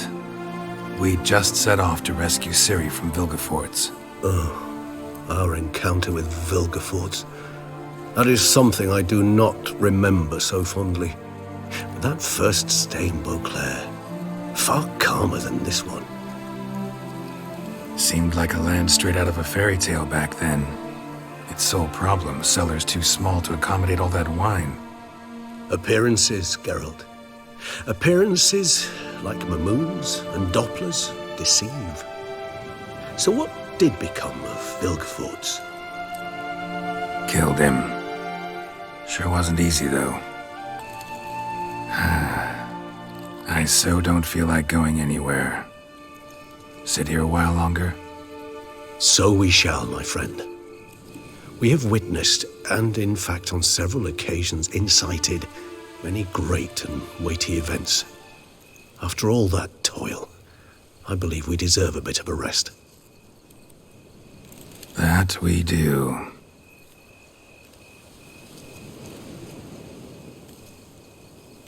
Master Witcher, some unknown individual barged into the residence, I resisted as best I could, but to no avail. Who is it? Alas, they did not do me the basic courtesy of introducing themselves.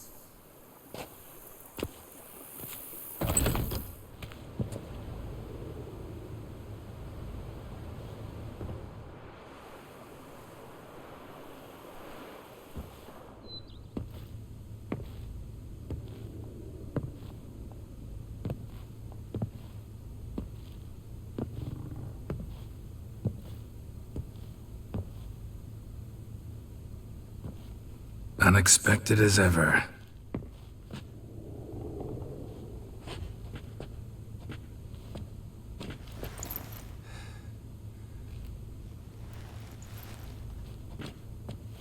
And beautiful as ever. Won't you even ask why I've come?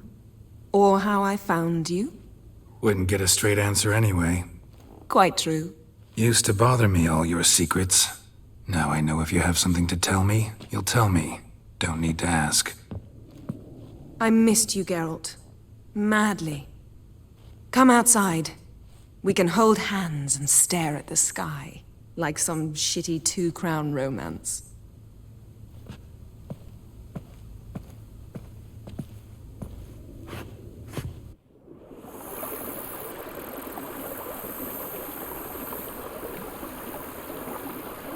Brought quite a few books. Let me guess. Working on a new spell? Not at all. These aren't grimoires, just pleasure reading. The Name of the Orchid. A widower for half a year. Huh. Always thought you too busy to make time for something as impractical as pleasure reading. Because I was. But now I'm not. A few weeks ago, I awoke to the realization that I know not what to do next. I have no plan. I have no goal. And you know what? I like that. Finally, I can stop thinking about politics and focus on what's important to me. Which is why I came here. Liking Toussaint so far? The landscape's lovely and the towns are charming, no question about that. But the southern sun plays havoc with my wardrobe. To be blunt, wear black down here and you're pretty damn hot. Might need to think about changing your color palette. Off-white and pea green, for instance. And I'll wear scents distilled from turnips and daisies. I think I shall simply stay in the shade. And you'll bring me cool drinks. At regular intervals. Bring you whatever you want. You know? Feels kinda strange having a home. I must say I never pictured you owning real estate. Was something of an accident. But I'm not about to complain. Yen, back then, before we fought the hunt, said you wanted to run away with me to the world's end. This vineyard. Good enough? Yes. Although, there's one thing missing. Namely? I shall give you a hint. It's large, white, has 4 legs, category taxidermy. Oh yeah, the unicorn. Fine. You can bring it down here. I knew you'd see things my way. Ever thought this day would come? Me and you, peace and quiet, bees buzzing, birds chirping. I almost regret delaying so long before coming to you. I was quite the silly goose. You have doubts? Though I imagine it might have been hard coming after me. Always were proud as a peacock. Please, Geralt. I'm not like other sorceresses to feel that following someone means my wings have been clipped. Ooh, watch what you say about your colleagues. Remember, it's an ill bird that fouls its own nest. Well said, Witcher. You're not only handsome, but wise, too. I feel a bit like the cat that got the canary. Yeah, and I'm... Damn it, you win. This time. Ha! How'd that start, anyway? Our duels and wordplay. Forgotten. It was at a vernissage in Banard. You started it to keep from going mad with boredom. I remember finding your sense of humor both groan-worthy and somehow endearing. Never change, Geralt. I beg you. So, talk again later? Of course. I'm not going anywhere.